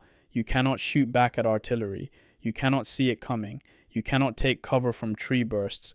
The randomness of artillery death. One shell kills everyone in a foxhole. The next shell 20 meters away kills no one. Creates a sense of helplessness that breaks men faster than direct combat. Soldiers describe lying in foxholes during artillery barrages, knowing that survival is pure chance, praying to gods they stop believing in, making bargains they know are meaningless. The stress of prolonged artillery bombardment produces more psychiatric casualties than any other single factor in the forest.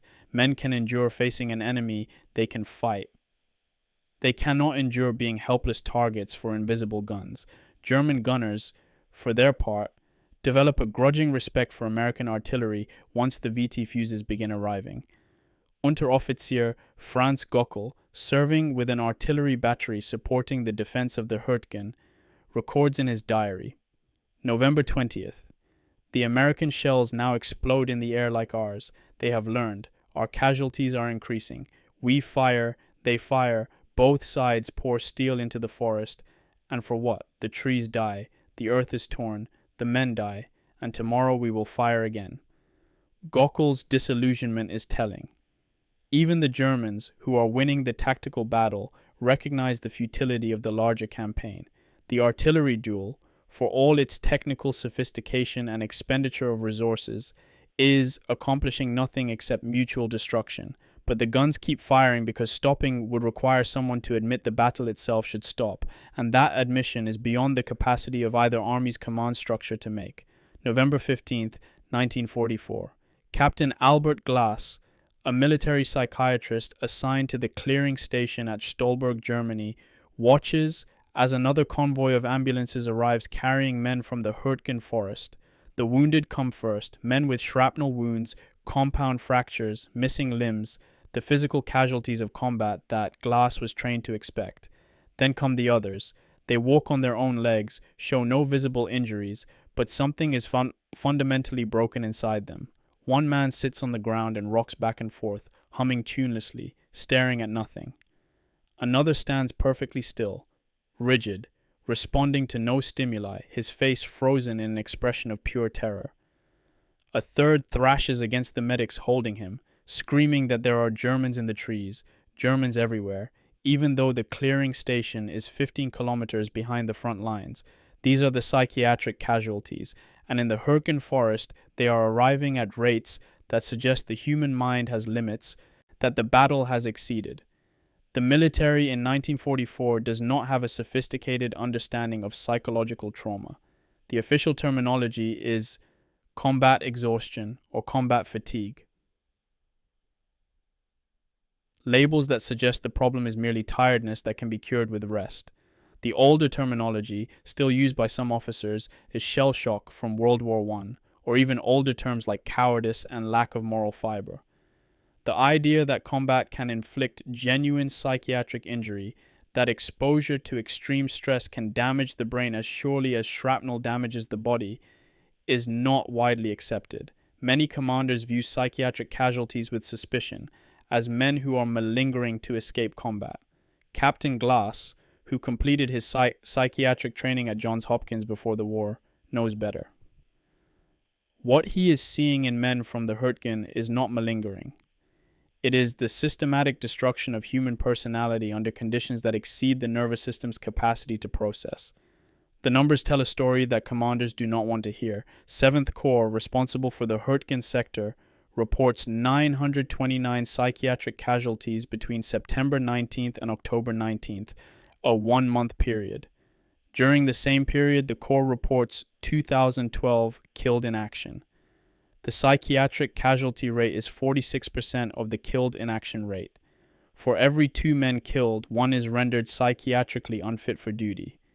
This ratio is unprecedented in American military experience. In the Normandy campaign, psychiatric casualties ran at approximately 15 to 20% of physical casualties. In the Hürtgen, the rate is more than double. The implication is clear. The forest is not just killing men's bodies, it is killing their minds. The typical progression of combat exhaustion in the Hürtgen follows a predictable pattern that Glass and his colleagues document meticulously. Days 1 through 3, soldier functions normally but reports increasing difficulty sleeping, hypervigilance, slight tremors in hands. Days 4 through 7, sleep deprivation becomes severe, decision-making deteriorates, soldier begins showing signs of emotional blunting, stops reacting to danger with appropriate fear, stops caring about personal hygiene, stops communicating with comrades. Days 8 through 12, frank psychiatric symptoms emerge, inability to follow simple orders, uncontrolled crying or laughter, regression to childlike behavior, dissociation from reality. Days 13 through 15, complete breakdown, catatonia, violent psychosis, or total withdrawal. The average soldier in the Hürtgen lasts 14 days before psychiatric evacuation. For comparison, studies from the Pacific Theater show soldiers functioning for 30 to 45 days before similar breakdown. The Hürtgen is compressing into 2 weeks what normally takes 6. Private James Hendricks, 4th Infantry Division, is found by medics on November 20th, curled in a fetal position under a tree. He is unresponsive to voice commands, to physical touch, to pain stimuli. He has urinated and defecated on himself. His hands are locked in claws, gripping his rifle so tightly that medics must pry his fingers loose. He is 19 years old and has been in combat for 11 days. Medical records note: patient evacuated to clearing station. Diagnosis: acute combat stress reaction. Prognosis: poor. Patient will not return to duty. Hendricks is one of thousands of similar cases. He will spend 6 months in a military psychiatric hospital, receive electroshock therapy as treatment, the standard intervention in 1944, and be discharged from the army in June of 1945 as permanently disabled. He will attempt suicide twice in the 1950s, succeed on the third attempt in 1962. His death certificate will list cause of death as self-inflicted gunshot wound. It will not mention the Hürtgen Forest. The official records will not connect his death to his 11 days in the trees, but the connection is absolute. The photographs that combat photographers take of soldiers coming out of the forest become iconic images of war trauma, though most are suppressed at the time for morale reasons. The images show men with what will later be called the 1,000-yard stare, eyes open, focused on nothing, faces slack, all animation gone. These are not tired men. These are men who have seen things that broke something fundamental in their psychology. One photograph taken by a Signal Corps photographer on November 28th shows a line of soldiers from the 28th Infantry Division being led out of the forest. Every man in the line has the same expression. Every man is looking at the ground. Several are crying silently. One has his hands over his ears even though there is no sound. The photographer's log notes: requested by battalion commander to destroy negatives, refused. Images sent to SHAEF for review. Images classified restricted. Not approved for publication. The Army knows what these photographs show. It does not want the American public to see what the forest does to their sons. Military justice breaks down in the Hürtgen as men reach their limits and beyond. Desertion rates in the forest sector run 300% higher than the Army average. Men simply walk away from their units, heading west, away from the trees, away from the killing. Some are caught within hours. Some make it back to rear area towns and hide for days or weeks. Courts-martial proceedings from November and December of 1944 show a pattern. Soldier charged with desertion. Soldier's defense is that he could not continue in the forest. Medical evaluation shows severe combat exhaustion. Sentence is reduced or suspended. Soldier is reassigned to non-combat duty. The system is processing hundreds of these cases, recognizing implicitly that something about the Hürtgen exceeds normal combat stress, but never explicitly acknowledging that the battle itself is psychologically untenable. To acknowledge that would be to question the orders that send men into the forest, and questioning orders is not permissible. Captain Glass, working at the clearing station, develops an innovative treatment approach that will later be recognized as groundbreaking in military psychiatry. Instead of evacuating psychiatric casualties to rear area hospitals, he treats them close to the front lines. Hot food, warm showers, 12 hours of medicated sleep, then group therapy sessions where men can talk about what they experienced without judgment. The approach, which Glass calls proximity treatment, has remarkable success rates. Approximately 50 to 60% of men treated at forward clearing stations return to combat duty within 72 hours. By comparison, psychiatric casualties evacuated to rear area hospitals show only a 10 to 15% return to duty rate. Glass's insight is that psychiatric casualties need to be treated before they become convinced they are crazy, before they adopt the sick role, before evacuation becomes a permanent escape from combat. His work will influence military psychiatric doctrine for decades. But his treatment has a dark side that Glass himself recognizes. He is patching men up and sending them back into the conditions that broke them in the first place. The long-term consequences of Hürtgen psychiatric casualties are documented in Veterans Administration studies conducted in the decades after the war. 75% of men diagnosed with combat exhaustion in the Hürtgen Forest never fully recover.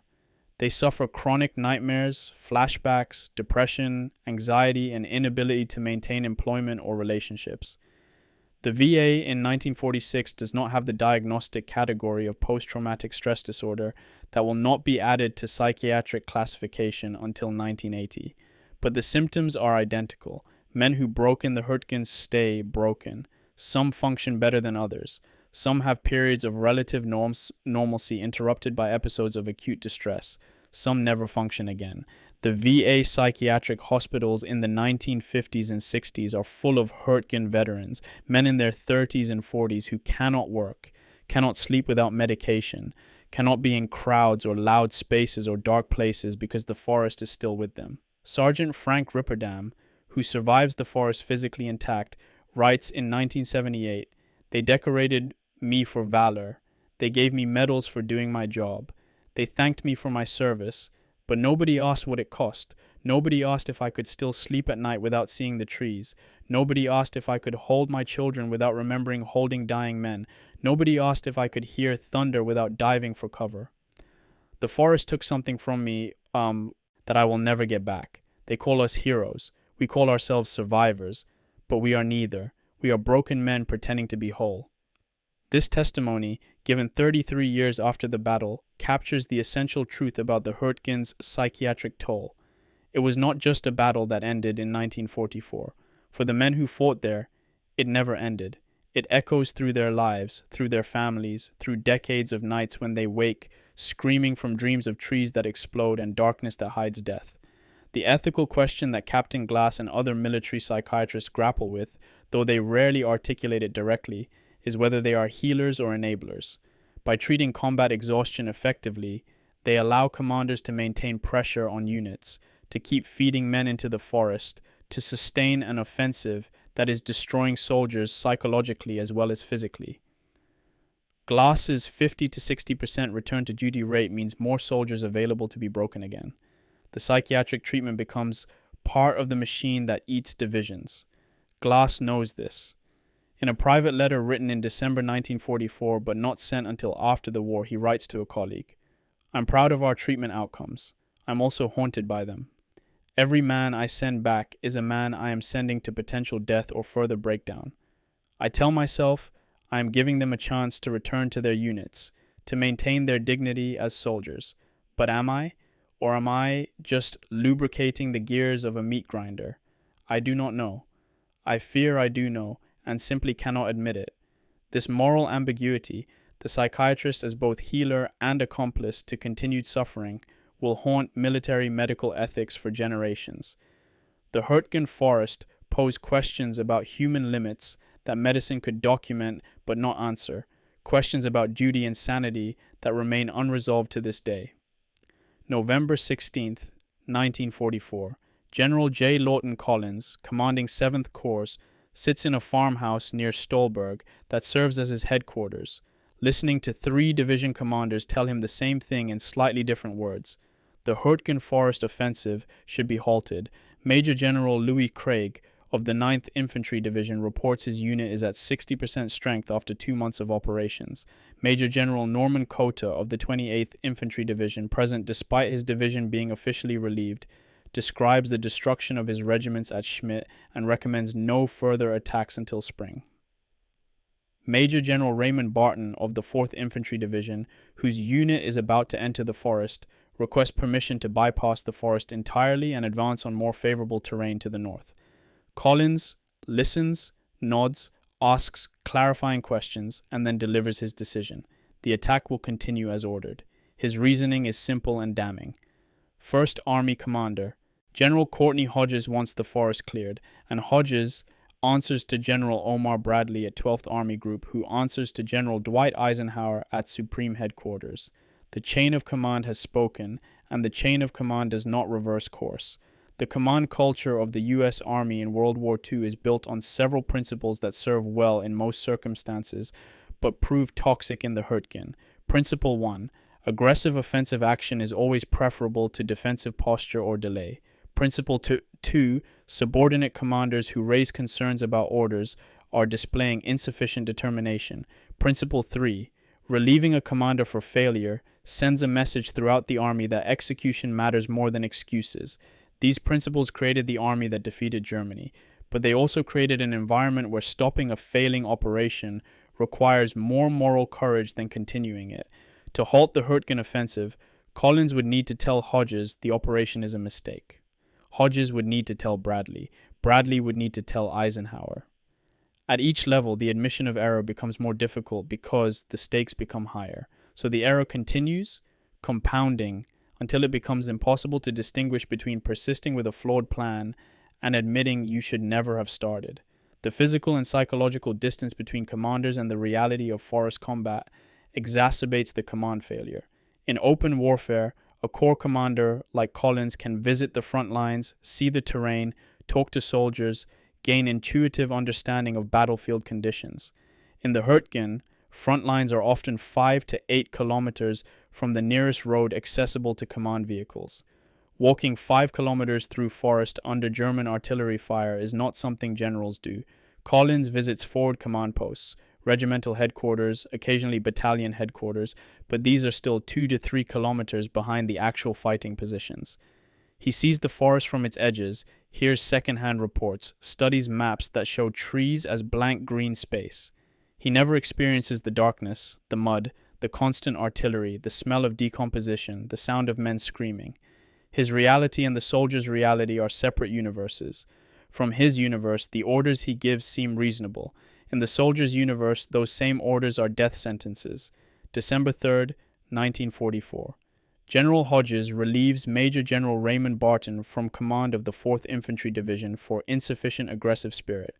The relief comes after Barton's division has been in the forest for 19 days and suffered 7,000 casualties, 50% of the division's strength.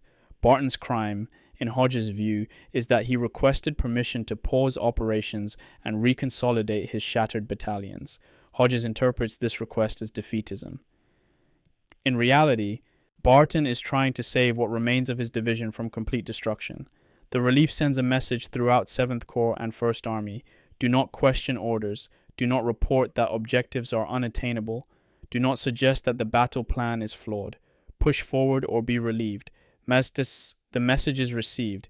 Other commanders, watching Barton's career end, learn to temper their reports, to soften bad news, to emphasize small gains rather than catastrophic losses. The command system has created incentives for dishonesty. The command carousel through the Hürtgen reveals a pattern of institutional denial.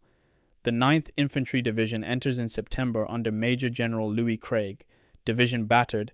Craig not relieved, but division pulled from forest in October. The 28th Division enters in October under Major General Norman Cota. Division destroyed. Cota retained in command, but division rendered combat ineffective. The 4th Division enters in November under Major General Raymond Barton. Division devastated. Barton relieved and replaced by Major General Harold Blakely. The 8th Division enters in December under Major General William Stroh. Division mauled, Stroh retained, but division withdrawn. The pattern shows the Army cannot decide whether the failures are command failures or if the mission itself is impossible. Rather than confront the second possibility, the Army treats the problem as a personnel issue. Find the right commander and success will follow. This is magical thinking on an institutional scale. The British perspective on the Hürtgen battle, available through declassified liaison reports from Montgomery's 21st Army Group, is scathing. A British staff officer visiting 1st Army headquarters in November writes, "The Americans are conducting what can only be described as a frontal assault on prepared positions in heavily forested terrain unsuitable for their material advantages."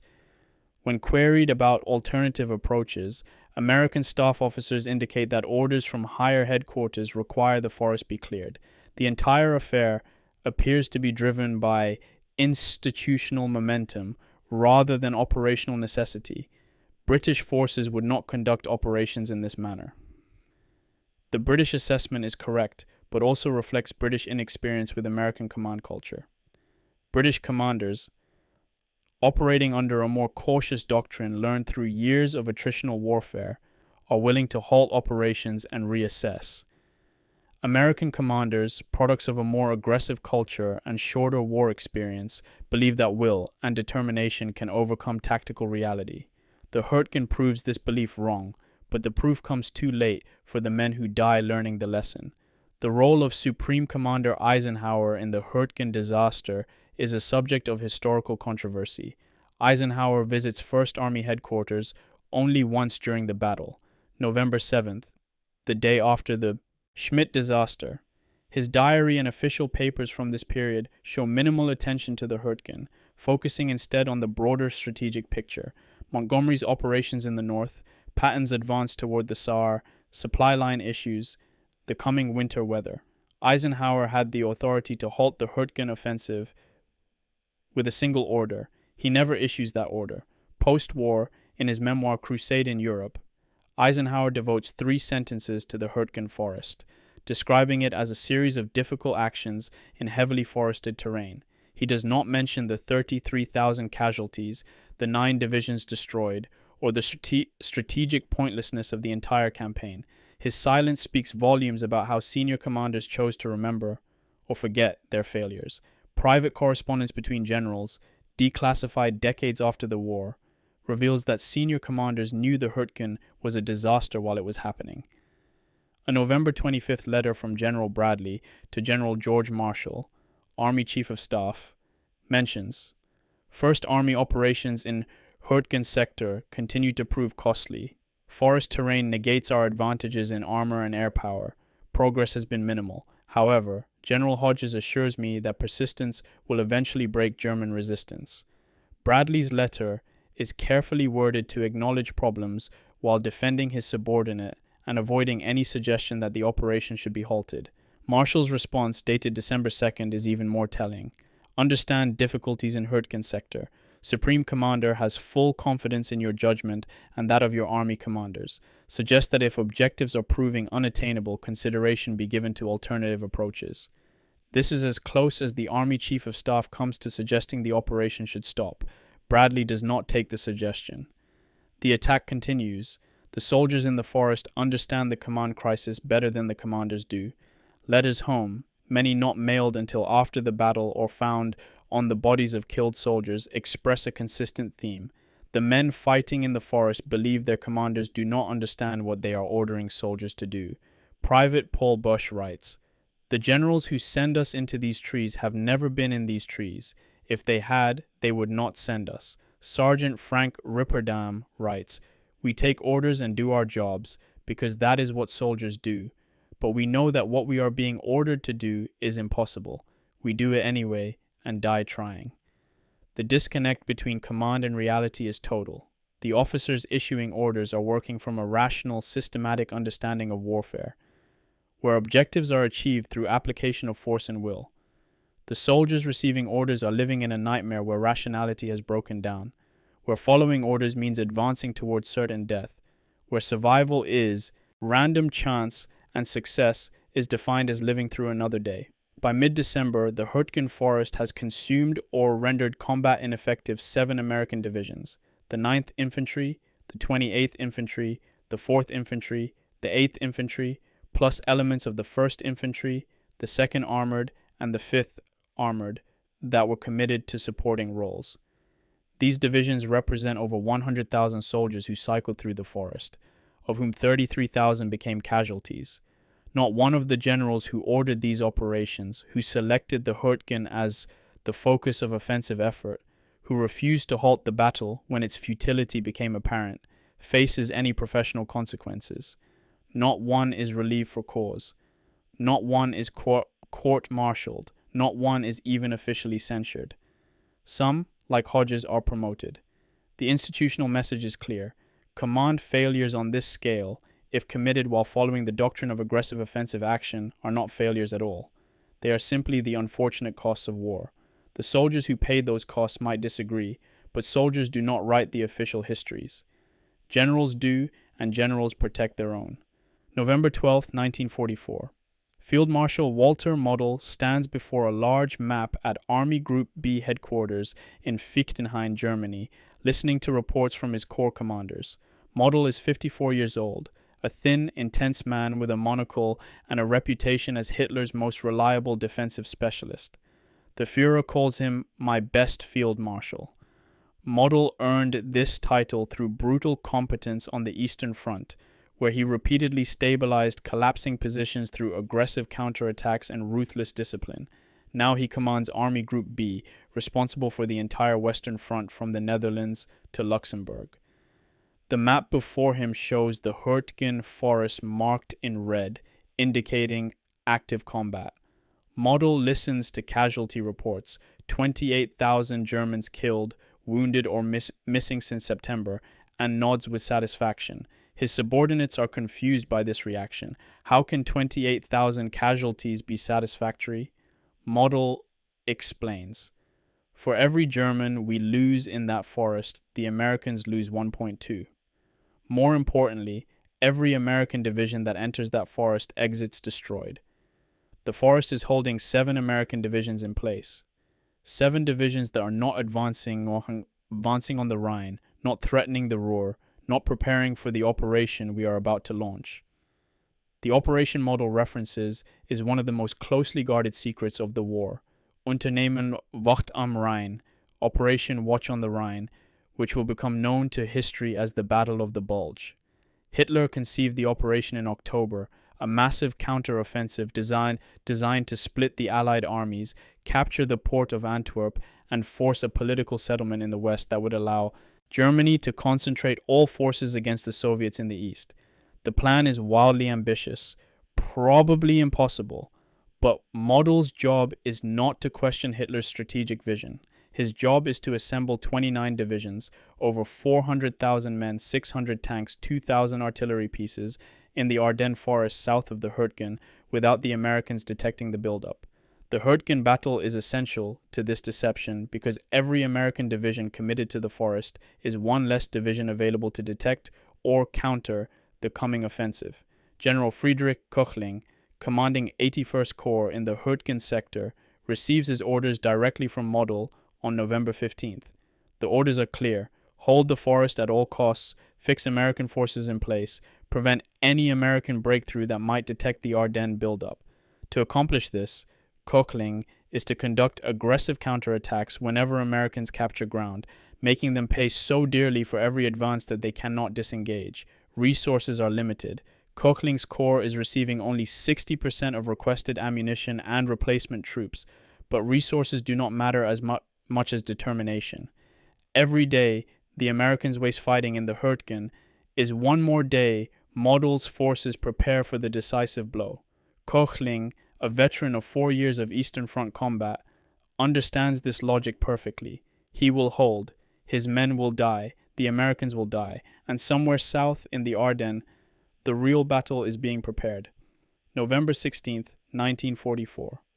The 116th Panzer Division strikes the 4th Infantry Division's positions near the village of Grossau. The Americans, who have been slowly advancing for 3 days, suddenly find themselves under attack by 60 tanks and 2,000 veteran Panzer Grenadiers. The assault begins at dawn with a rolling artillery barrage that walks through American positions for 20 minutes. Then comes the armor, Mark V Panthers and Mark IV medium tanks advancing in textbook combined arms formation, with infantry moving in squad rushes between the armored vehicles. The Americans, who have been on the offensive since entering the forest, are psychologically and physically unprepared for a major counterattack. Battalion command posts are overrun. Artillery forward observers are killed or forced to retreat, severing fire support. Radio nets go silent as company commanders are hit. The attack penetrates 1.2 kilometers into American positions before artillery from division and corps assets finally brings enough firepower to halt the German advance. The 3-day battle for Grossau cost the 4th Infantry Division 1,100 casualties, roughly one full regiment's worth of men. The Americans gained zero ground. The battle is purely defensive, holding against German attacks. But from the German perspective, the battle is a complete success. For 3 days, the 4th Division is pinned in place, unable to advance, unable to be pulled from the line, fully committed to the Hürtgen sector. Intelligence reports from 12th Army Group show no awareness of the Ardennes buildup, meaning the deception is working. American attention remains fixed on the forest while German forces continue moving south under cover of darkness, forests, and radio discipline. The Grossau counterattack is not intended to retake lost ground permanently. It is intended to consume American attention and resources. On that metric, it succeeds brilliantly. American military intelligence in November and December of 1944 suffers from a cognitive bias that later analysis will term mirror imaging, the assumption that the enemy thinks and plans the way you would in the same situation. American intelligence officers studying German movements interpret everything through the lens of German weakness and retreat. When reconnaissance reports increased rail traffic east of the Rhine, analysts conclude the Germans are evacuating troops to defend the fatherland. When prisoner interrogations reveal mention of new units, analysts assume these are scraped-together garrison forces of limited combat value. When ultra-intercepts show German armor moving toward the Ardennes, analysts interpret this as defensive repositioning to block expected American advances. The possibility that Germany, with its armies shattered and its economy collapsing, might launch a major offensive simply does not fit the intelligence picture. So evidence that contradicts the prevailing theory is explained away or ignored. December 10th, 1944. An American intelligence officer interrogates a captured German soldier near the Hürtgen Forest. The prisoner, a private from the 344th Infantry Division, is young, frightened, and more talkative than his training dictates. He mentions that his division was pulled out of the Hürtgen 3 weeks earlier and replaced with garrison troops. He mentions seeing tanks moving south at night. He mentions other soldiers talking about the Great Offensive. The intelligence officer records this information and sends it up the chain as part of his daily report. At 1st Army Headquarters, an analyst reads the report and adds it to the pile of similar reports that suggest something is happening in the German rear areas. The reports are forwarded to 12th Army Group Intelligence. There, senior analysts conclude the reports indicate German defensive preparations, not offensive intent. The captured soldier's statement that, "You will see our plans soon enough," is interpreted as bravado rather than prophecy. The intelligence failure is not from lack of information. It is from systematic misinterpretation of accurate information that does not fit preconceived expectations. December 16th, 1944, 0530 hours. 29 German divisions launched their attack in the Ardennes, 40 kilometers south of the Hürtgen Forest. The offensive strikes 4 American divisions spread thin across an 85-kilometer front. The Germans achieve complete tactical surprise. Within hours, American positions are overrun, command posts captured, entire regiments surrounded. The assault will become the largest battle fought by the U.S. Army in World War II, eventually involving over 600,000 American soldiers and costing 19,000 American dead. The offensive will fail. German logistics cannot support the advance. American reinforcements will stabilize the line. The weather will clear, allowing Allied air power to devastate German columns. But the initial shock is catastrophic. And the reason the shock is so complete is that American forces were looking the wrong way. They were looking at the Hürtgen Forest.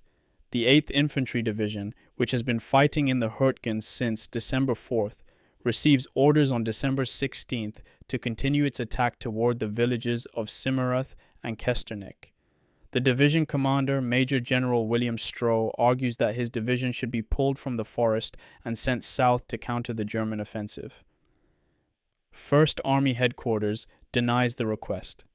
The Hürtgen operation must continue because halting it now, after 3 months and 6 divisions, would mean admitting the entire operation was a strategic error. So, the 8th Division attacks eastward into the forest, while 50 kilometers to the south, German panzer divisions are breaking through American lines and threatening to reach the Meuse River. The absurdity is total. American soldiers die fighting for villages that have no strategic value while the actual strategic crisis unfolds elsewhere. But the machine that eats divisions cannot stop itself. It runs on institutional momentum, and momentum does not reverse simply because the strategic situation has changed. By December 20th, 4 days into the Battle of the Bulge, 1st Army Headquarters finally acknowledges that the Hürtgen offensive must be suspended. Units fighting in the forest receive orders to establish defensive positions and prepare to withdraw. The withdrawal, conducted under German pressure and through snow that has begun falling, is nearly as costly as the offensive was. The 8th Division, which entered the forest with 14,000 men 16 days earlier, exits with 9,000. The 1st Division, committed to support the 8th Division's advance, loses 1,200 men in 10 days. The 2nd Armored Division, attempting to provide armored support through frozen forest trails, loses 23 tanks to mines, terrain, and German anti-tank fire. The final butcher's bill for the Hürtgen offensive from September through mid-December, 9 divisions committed, 33,000 American casualties, including 9,000 dead. The Germans suffered approximately 28,000 casualties in the same period. In a battle where attackers should enjoy overwhelming advantages, the casualty exchange was nearly 1-to-1. This is not victory, this is mutual slaughter, and the Germans achieved their strategic objective of fixing American divisions in place while preparing their counteroffensive. Field Marshal Model, reviewing after-action reports from the Hürtgen sector in late December, writes in a letter to the Chief of the Wehrmacht General Staff, "The Americans fought with great courage and determination in the forest. They suffered terribly and persisted despite appalling losses. This is admirable. It is also foolish. They allowed us to choose the battlefield, to dictate the terms of combat, to bleed them in ground that favored defense absolutely.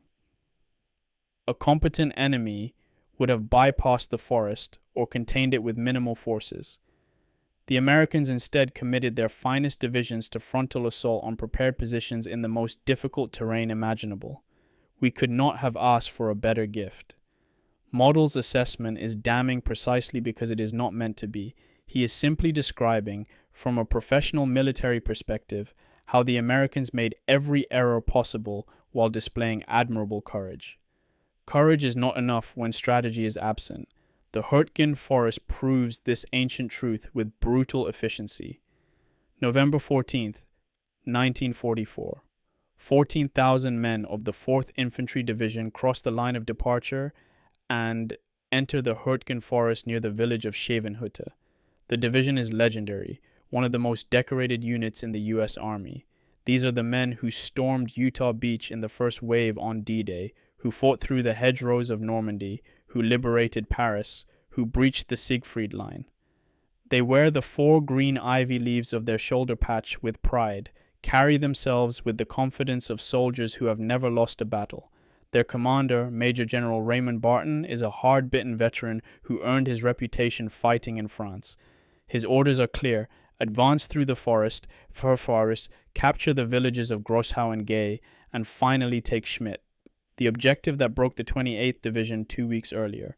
Barton has studied the after-action reports from previous divisions. He knows what he is walking into, but orders are orders, and the 4th Division has never failed to take an objective. That record is about to end. The division's plan is more sophisticated than previous attempts.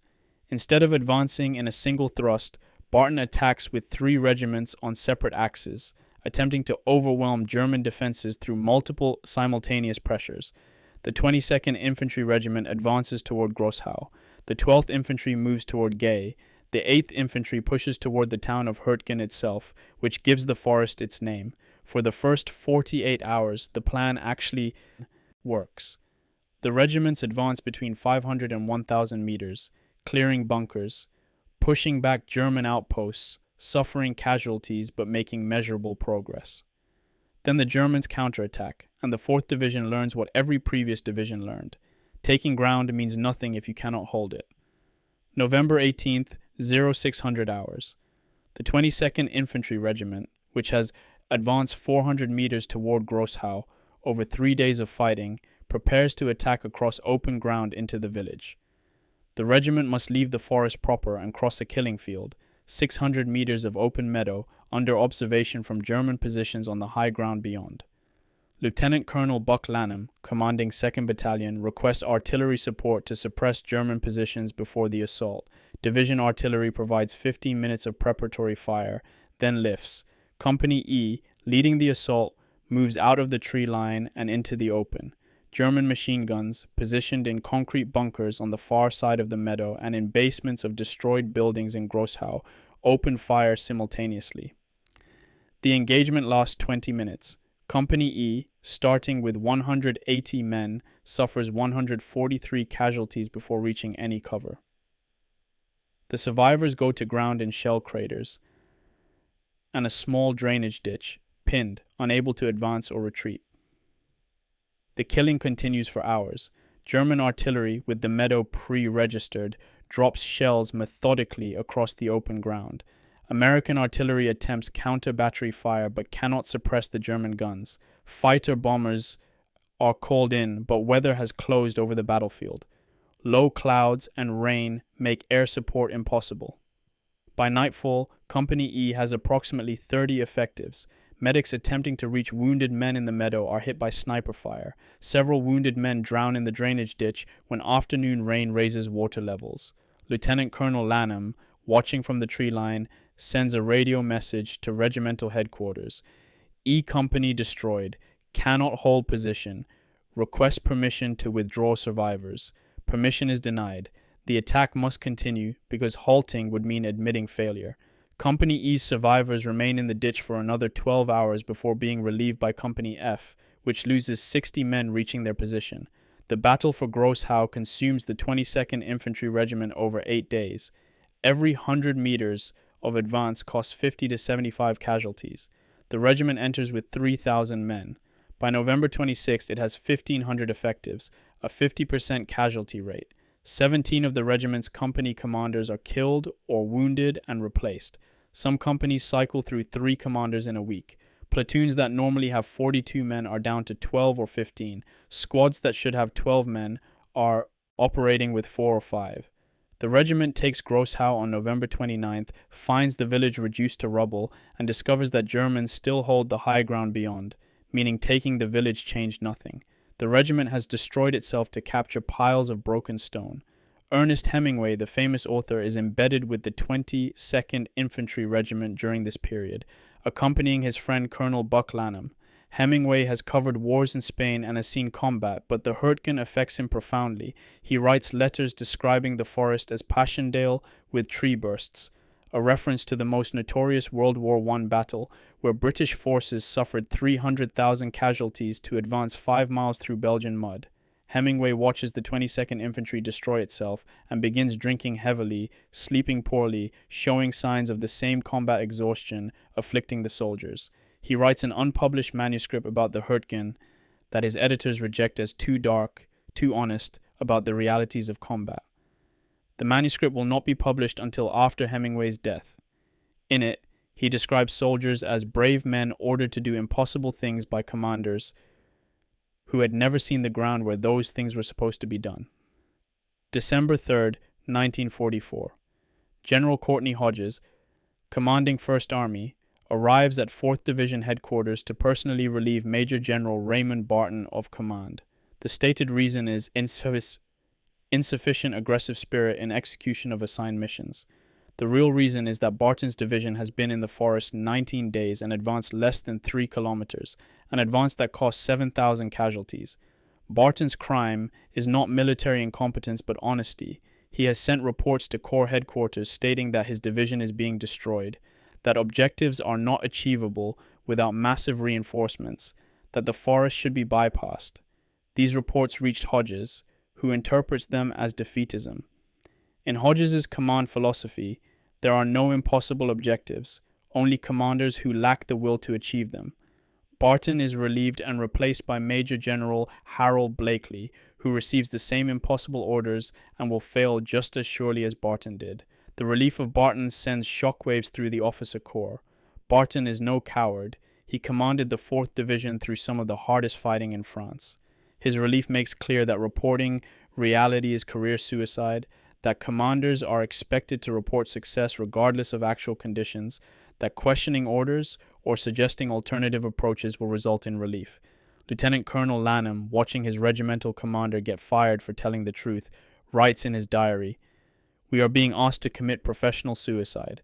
Either we send our men into attacks we know will fail and they die, or we refuse and we are relieved. The system has created a situation where honesty is punished and futile sacrifice is rewarded. God help us all." Lanham himself will be relieved 3 weeks later for similar reasons. His regiment has suffered 60% casualties, and he requested permission to consolidate and reorganize. Permission denied. Relief granted. By December 8th, the 4th Infantry Division is pulled from the line and declared combat ineffective. The division entered the forest with 14,000 men 24 days earlier. It exits with 6,500 effectives, a 54% casualty rate. For comparison, the 4th Division suffered 2,700 casualties during the entire D-Day operation from June 6th through June 30th.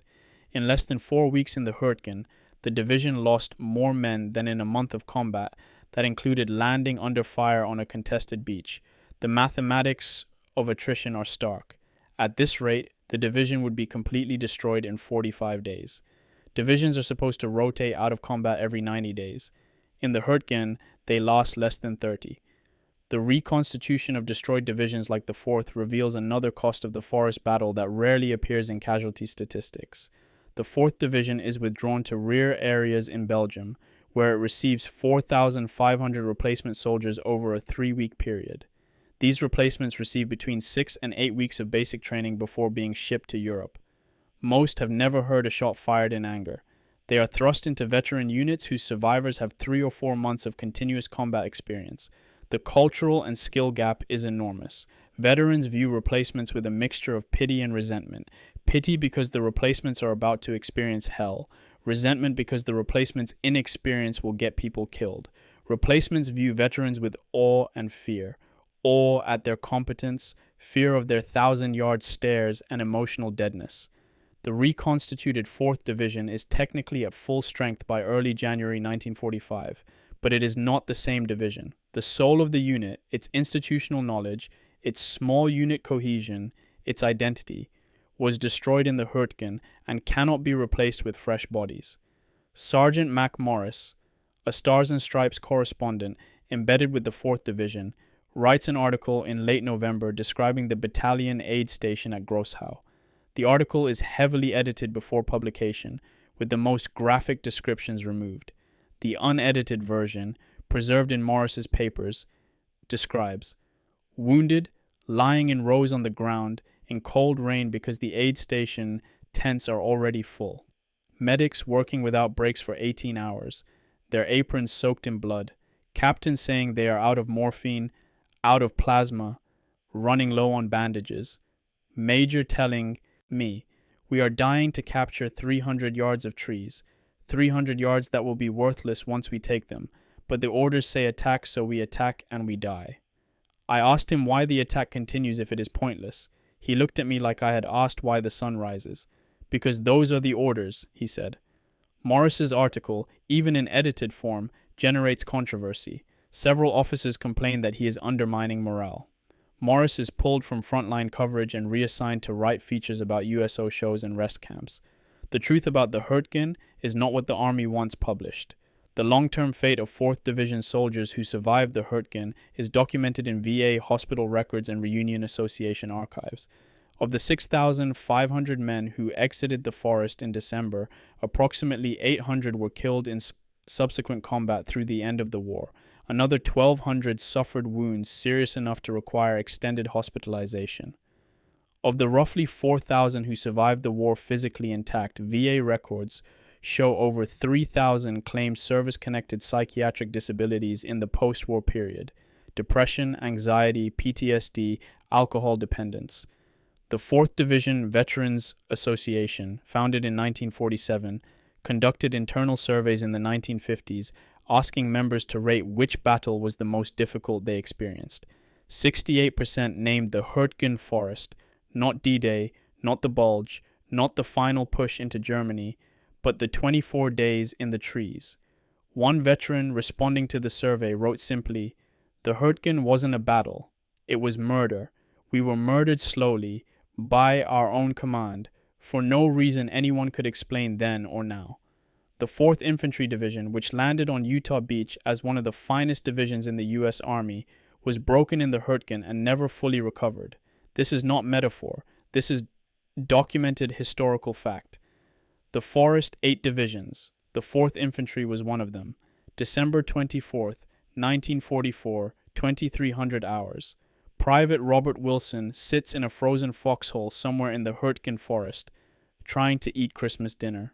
The dinner consists of a cold turkey sandwich and canned fruit cocktail, carried forward by supply troops who risked their lives bringing hot food that turned cold during the 2-hour trek through the forest. Wilson is with the 78th Infantry Division, a unit that entered the forest 3 weeks ago as fresh troops and has already suffered 2,200 casualties. The temperature is minus 8 degrees Celsius. Snow has been falling for 6 days. Wilson's boots are frozen solid. He cannot feel his toes and has not felt them for 3 days.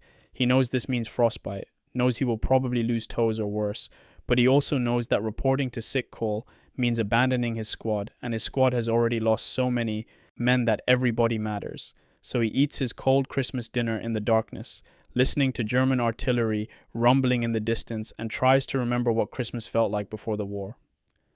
The winter phase of the Hürtgen battle, from mid-December 1944 through early February 1945, is qualitatively different from the autumn fighting.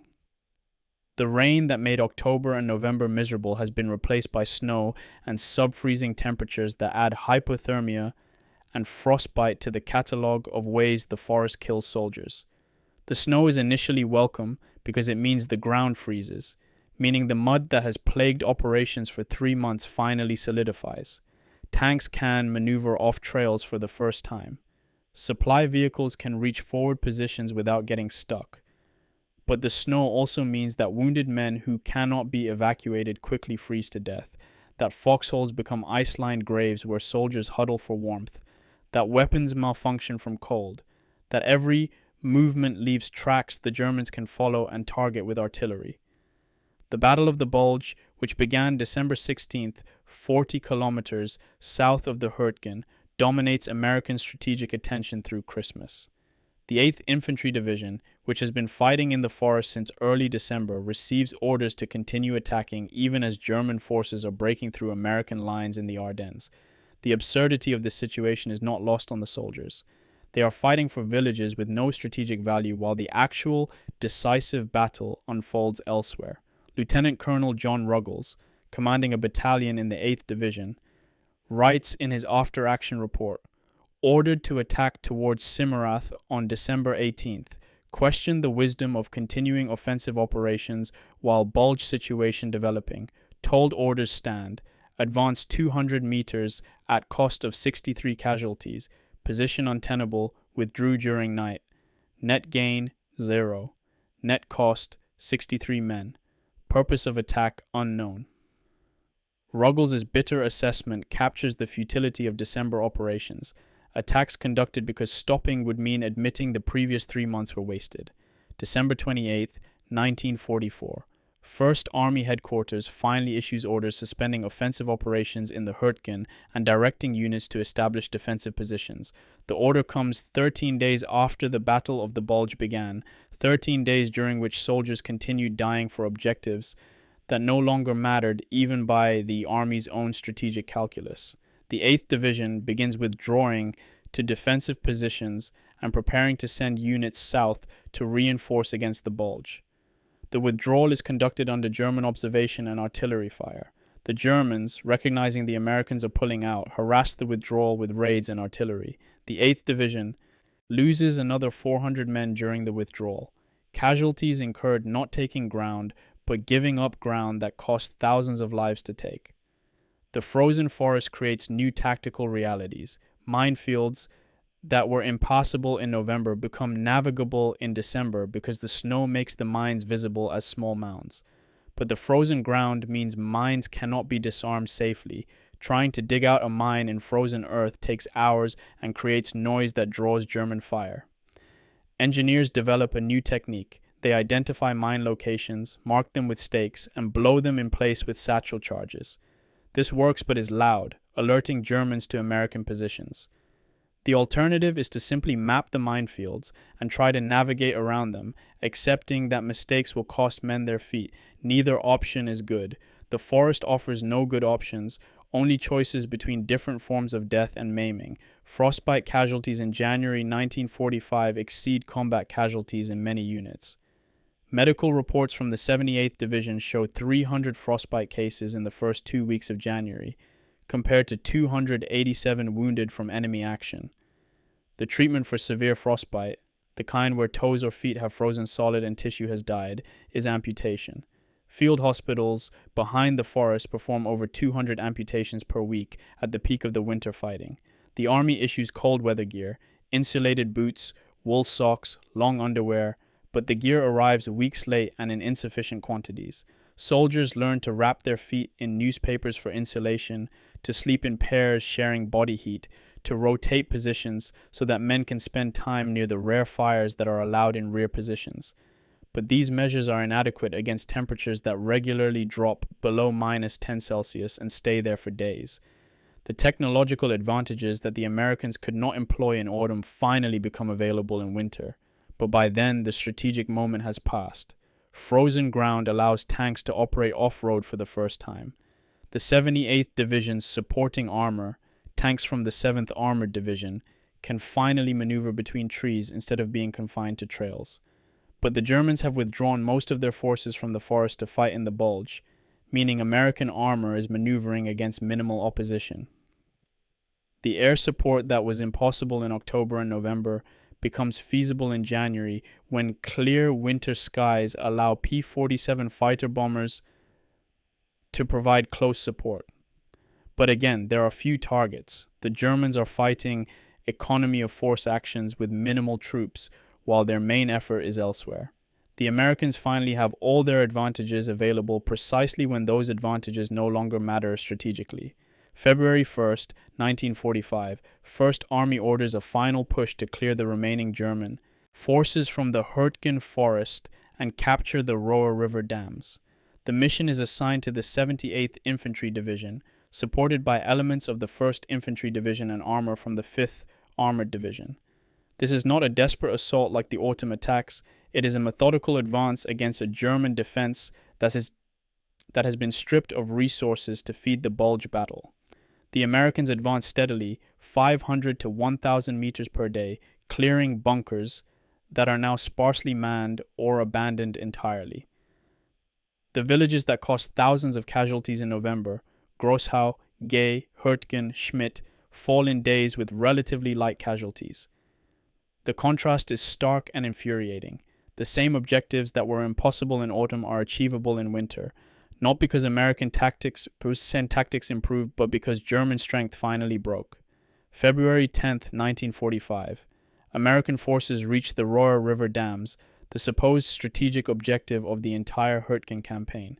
Engineers inspect the dams and discover that German combat engineers, before withdrawing, destroyed the discharge valves and sluice gates. The dams are intact, but the control mechanisms are wrecked. Water pours through the damaged gates in an uncontrolled flood, raising the Roer River 4 meters above normal levels and making it impassable for weeks. The dams, which the Americans bled for 3 months to capture, are useless. The Germans achieved their objective of denying the dams use, without even defending them in the final phase. The irony is total. The strategic goal of the Hürtgen campaign was to capture the dams intact so Americans could control water flow and cross the Roer. Instead, the 3-month battle delayed American advance, allowed Germans to prepare the Bulge offensive, and the dams were captured only after Germans destroyed their functionality. The campaign accomplished nothing except killing 33,000 Americans and 28,000 Germans. February 10th, 1945. Soldiers of the 78th Division raise an American flag in the ruins of Schmidt, the village that the 28th Division tried and failed to hold in November. Photographers document the moment, soldiers posing with the flag, smiling, tired but victorious. The photographs will be published in Stars and Stripes with captions celebrating the capture of Schmidt. What the photographs do not show is the hundreds of American bodies still lying in the forest around Schmidt, frozen in the snow, too many to recover quickly. What the photographs do not show is the Call Trail ravine, still full of corpses from November that have been preserved by the winter cold. What the photographs do not show is that Schmidt is strategically worthless, a pile of destroyed buildings in a forest that never needed to be taken. But the photographs serve their purpose. They suggest victory, progress, success. The narrative of American triumph must be maintained even when the reality is mutual slaughter for no purpose. The final accounting of the Hürtgen Forest battle is a bookkeeper's nightmare of human suffering reduced to statistics. 9 American divisions committed. The 9th Infantry, 28th Infantry, 4th Infantry, 8th Infantry, 1st Infantry, 78th Infantry, plus elements of 2nd Armored, 5th Armored, and 7th Armored. Total American casualties, 33,000, of which approximately 9,000 were killed in action, 15,000 wounded seriously enough to require evacuation, 5,000 missing or captured, and 4,000 psychiatric casualties severe enough to remove from duty. German casualties, approximately 28,000, of which roughly 4,000 were killed. The casualty exchange ratio, 1.2 Americans lost for every German, is almost unprecedented for an American offensive operation. Attackers are supposed to have overwhelming advantages. In the Hürtgen, the attackers had every material advantage except terrain, and terrain proved decisive. The 78th Division, which conducted the final successful push, did so at a cost of 2,200 casualties in 10 days, acceptable by Hürtgen standards, catastrophic by any normal measure. The division's commander, Major General Edwin Parker, submits an after-action report noting, "Successful completion of mission to secure rower dams and clear forest accomplished through aggressive offensive action and coordination of all arms. Casualties within expected parameters for offensive operations in difficult terrain. Parker's report is professionally written and completely dishonest. The mission was only successful because German forces had been withdrawn. The casualties were within expected parameters, only because the Hürtgen had established new parameters where 2,200 casualties in 10 days counted as a good outcome. The report is approved without comment and filed. It becomes part of the official record, the story the Army tells itself about the Hürtgen. Objectives achieved, mission accomplished, casualties acceptable. The truth that the battle should never have been fought does not appear in official reports. Private Robert Wilson, who ate Christmas dinner in a frozen foxhole, survives the forest. He loses 6 toes to frostbite and is evacuated to England in late January. In a letter written from his hospital bed, he describes the Hürtgen. "They tell me we won. They tell me the mission was successful. They tell me the sacrifices were necessary. But I was there. I saw men die for villages that we abandoned 2 days after taking them. I saw men freeze to death waiting for help that never came. I saw the forest eat my friends and spit out frozen corpses. If that is victory, I would hate to see defeat. Maybe the generals can explain why it had to be that way. None of the soldiers I talked to could. We just knew that we were ordered into hell and we went. Because that is what soldiers do. But I will never believe it was necessary. I will never believe my toes were a price worth paying for what we accomplished. Mostly I believe we were lied to, not about the enemy, but about the purpose. There was no purpose, just death." Wilson's letter never reaches his family. It is intercepted by Army postal censors and destroyed as detrimental to morale. Wilson will not learn his letter was censored until the 1980s, when declassified records reveal the extent of wartime censorship. By then, his anger has faded into weary resignation, but his assessment remains accurate. The soldiers were lied to, not through words, but through the act of being ordered into a battle that should not have been fought. 1946.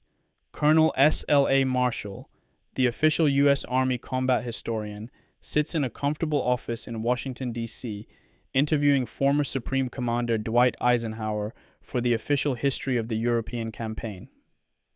Marshall asks about the Hürtgen Forest. Eisenhower pauses, uncomfortable, choosing his words carefully. The Hürtgen was one of the mistakes I regret, he says finally. We should have found another way. Marshall presses for details. What other way? Why was the forest attacked frontally? Who made the decision to continue after early failures became apparent? Eisenhower deflects. These are questions of tactical execution, not strategic direction. I gave my army commanders their objectives and trusted them to achieve those objectives in the manner they deemed best. The interview moves on to other topics. Eisenhower's admission, one of the mistakes I regret, will not appear in his memoir, Crusade in Europe, published in 1948. The Hürtgen Forest receives 3 sentences in that memoir, described blandly as a series of difficult actions in heavily forested terrain. The 33,000 casualties go unmentioned. The 9 destroyed divisions go unmentioned. The strategic pointlessness goes unmentioned.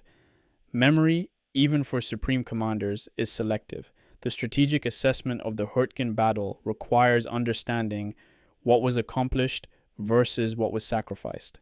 The stated objective was to clear the forest, capture the Roer River dams, and prevent Germans from using the forest as a base for artillery observation.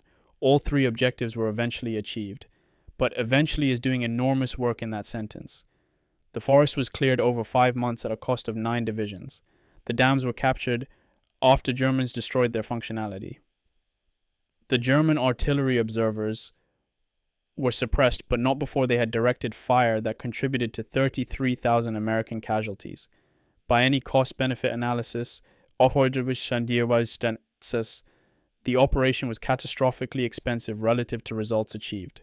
Alternative approaches, bypassing the forest, containing it with minimal forces, attacking the dams from a different direction, were all available and all would have been less costly. But these alternatives were never seriously considered once the battle began, because stopping would have required admitting error. The divisional mathematics reveal the true cost of the Hürtgen campaign. 9 divisions were committed over 5 months. Of those 9, 7 were rendered combat ineffective and required 6 to 8 weeks of reconstitution in rear areas before returning to the line. 2 divisions, 19 divisions, the 9th Infantry and 1st Infantry, survived relatively intact, though both suffered heavy casualties. For comparison, the entire Normandy campaign from D-Day through the liberation of Paris consumed approximately 15 divisions over 3 months, with most returning to combat readiness within 4 to 6 weeks. The Hürtgen, a 50 square mile patch of forest, consumed 60% as many divisions as the liberation of northern France and did so without achieving any strategic breakthrough. The disparity suggests fundamental command failure at the highest levels.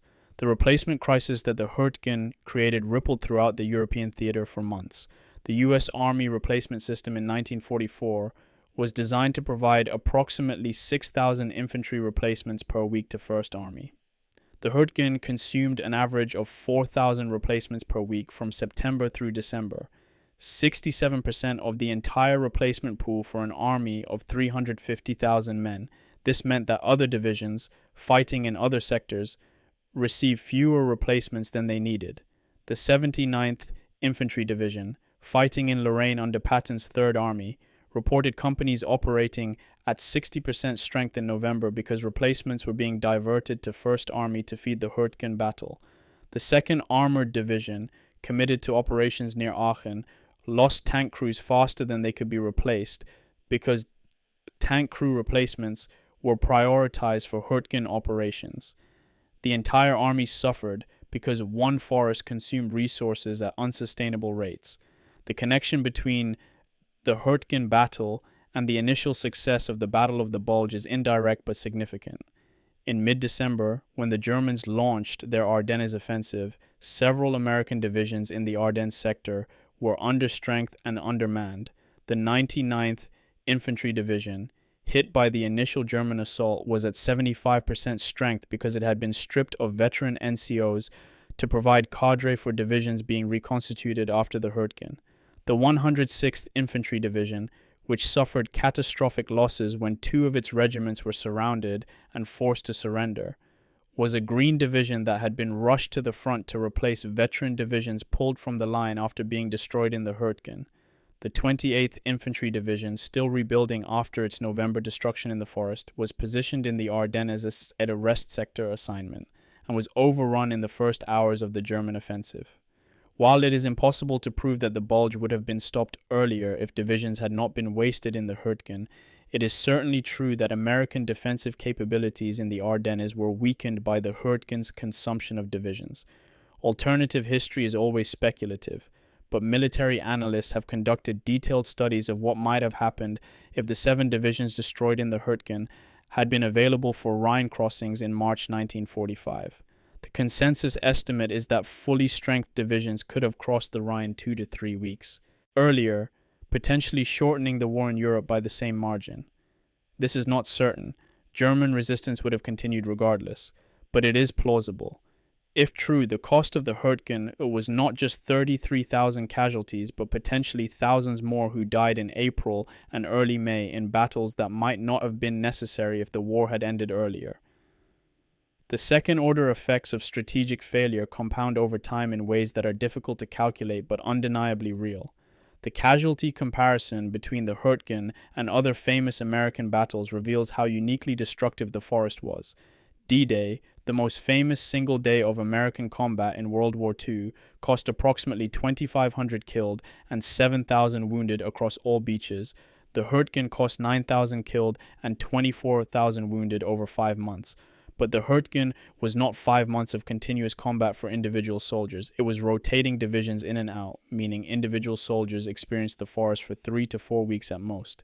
Calculating casualties per day of combat exposure, the Hürtgen killed soldiers at approximately the same rate as D-Day, but sustained that rate not for one day, but for weeks on end.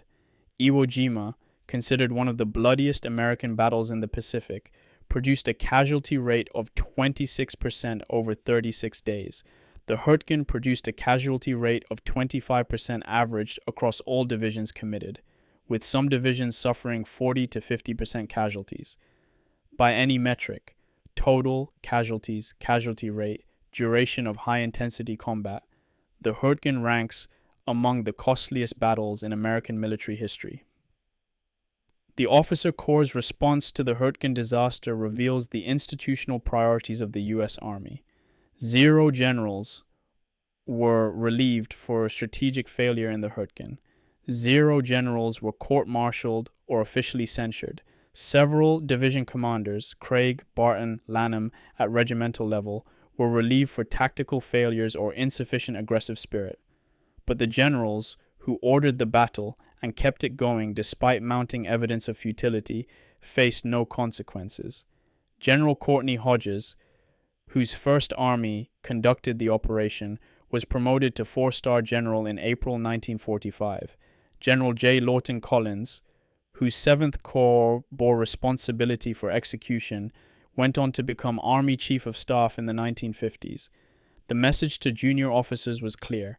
Tactical failures in execution of orders are career-ending, but strategic failures in giving orders are consequence-free if you are senior enough. This creates perverse incentives that encourage strategic recklessness and tactical scapegoating. The official Army history of the Hürtgen, published in 1951 as part of the United States Army in World War II series, is titled The Siegfried Line Campaign and devotes 3 chapters to the forest fighting. The history is professionally written, extensively researched, and fundamentally evasive about the central question: should the battle have been fought at all? The historian, Charles B. MacDonald, himself a Hürtgen veteran, describes the tactical difficulties. Coutules catalogues the casualties, notes the eventual success in capturing objectives. But on the question of strategic wisdom, MacDonald writes only, whether the forest should have been attacked frontally or bypassed remains a question of judgment on which reasonable officers may differ. This is bureaucratic language designed to avoid blame. Reasonable officers did not differ. Every division commander who fought in the forest privately concluded the battle was a mistake. But stating that conclusion publicly would implicate senior commanders, so the official history equivocates and moves on. Post-war German assessments of the Hürtgen are refreshingly direct in ways American assessments are not. General Friedrich Kochling, interviewed in 1947, states, "The Americans fought courageously but foolishly. They allowed us to choose the battlefield and accepted combat on terms favorable to defense. A competent opponent would have bypassed the forest or attacked the dams from the south. The American attack was a gift to Germany. We could not believe our fortune that they continued attacking week after week despite appalling losses. We inflicted casualties at rates we could never achieve in open country. The forest was our greatest defensive victory in the West, but it delayed the American advance by perhaps 6 weeks at most. Strategically, it changed nothing except to fill our graveyards and theirs." Kochling's assessment is damning precisely because it is not meant to be. He is simply describing, from a professional perspective, how the Americans made catastrophic strategic errors while displaying admirable tactical courage. The men who died in the Hürtgen Forest did not die for nothing. This is what their families are told, what the official histories claim, what memorial services assert. But defining what they died for requires intellectual contortions that reveal the emptiness of the claim. They died to capture a forest that had no strategic value. They died to take villages that were immediately abandoned. They died to secure dams that Germans rendered useless. They died because the command structure could not admit error and halt a failing operation. If there is honor in that death, and there is honor in the courage and sacrifice of the soldiers themselves, it exists despite the circumstances, not because of them. The men who fought in the Hürtgen deserve to be remembered. The battle itself deserves to be studied as a cautionary tale of institutional failure. The difference matters.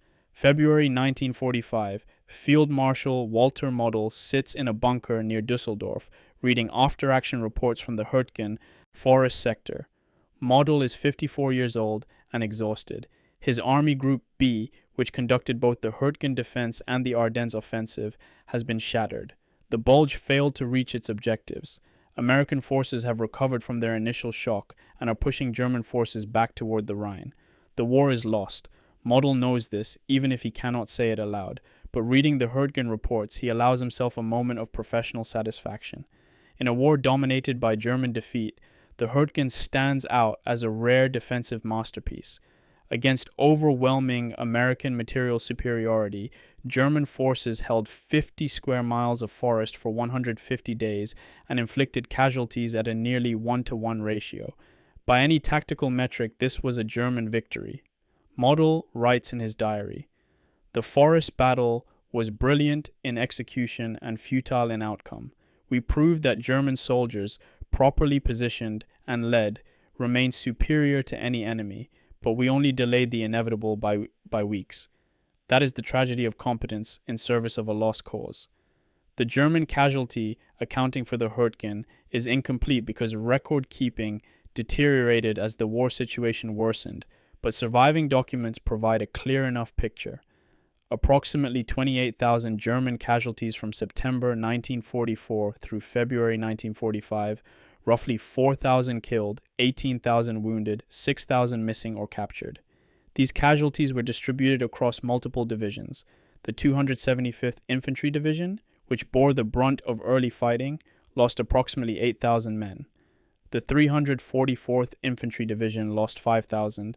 The 89th Infantry Division lost 4,000. The 116th Panzer Division, committed for the Schmidt counterattack, lost 3,000. But unlike American divisions, which were rendered combat ineffective and pulled from the line, most German units maintained organizational coherence despite casualties. They retreated in order, retained their command structures, and continued fighting elsewhere. The difference reveals different organizational philosophies. American divisions were built for overwhelming offense and broke when attrition exceeded their capabilities. German divisions were built for defensive resilience and continued functioning at reduced strength. Obergefreiter Heinz Koch, who fought in the Hürtgen from September through December with the 275th Division, is captured in February during the American advance beyond the forest. His interrogation report, preserved in U.S. military archives, provides insight into German soldier morale during the forest battle. Koch describes the fighting as terrible but meaningful because his unit was defending actual German territory, the Rhineland.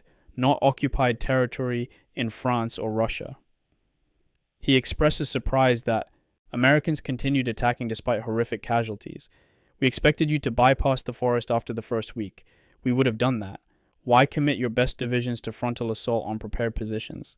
It made no sense to us tactically, but we were grateful strategically because every day you fought in the forest was one more day we could prepare other defenses. Koch's testimony reveals German bewilderment at American persistence. From the German tactical perspective, the American approach was incomprehensible. From the German strategic perspective, it was a gift. The tactical excellence of German forest defense was not accidental, but the product of systematic preparation and adaptation.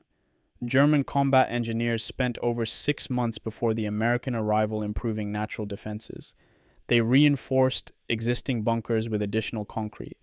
They cut specific trees to create fields of fire while leaving others to channel American movement. They placed anti-personnel mines at calculated densities, enough to slow American advance, but not so many that German counterattacks would be impeded. They pre-registered artillery on every logical American assembly area, every trail junction, every clearing. The defensive system was not improvised. It was engineered with the same precision that German industry applied to manufacturing tanks or aircraft. The difference was that forest defenses did not require rare materials or advanced technology. They required time, labor, and systematic thinking, all of which Germans possessed in abundance. The artillery duel, from the German perspective, was won through superior positioning and adaptation rather than superior numbers. German artillery was outnumbered approximately 2-1 by American guns. German ammunition supplies were limited and growing more limited as the war progressed. But German guns were positioned outside the forest on reverse slopes where American counter-battery fire could not reach them effectively. German forward observers, positioned on high ground with clear views into the forest, could direct fire with precision. German gun crews mastered tree burst techniques that multiplied the effect of each shell. These advantages, position, observation, technique, outweighed American numerical superiority. Unteroffizier Franz Gockel, who commanded an artillery section supporting the Hürtgen defense, writes in his diary, "We fired perhaps 1 shell for every 3 the Americans fired, but our shells killed and theirs mostly did not. In war, quality of fire matters more than quantity, and position matters more than numbers. German infantry tactics in the forest exploited American weaknesses with ruthless efficiency. German doctrine emphasized small unit independence, squad leaders making decisions based on immediate tactical situations rather than waiting for orders from higher headquarters. This doctrine worked perfectly in the forest where communication was difficult and the tactical situation changed rapidly. German squads occupied mutually supporting positions, remained silent until Americans were within grenade range, then initiated ambushes from multiple directions simultaneously. The effect was psychologically devastating. American soldiers, trained to advance with fire and maneuver, found themselves taking fire from unseen enemies in 3 directions at once. The natural response, to hit the ground and return fire, was exactly what German tactics intended. While Americans were pinned, German squads would disengage, move to alternate positions, and ambush the Americans again when they resumed advancing.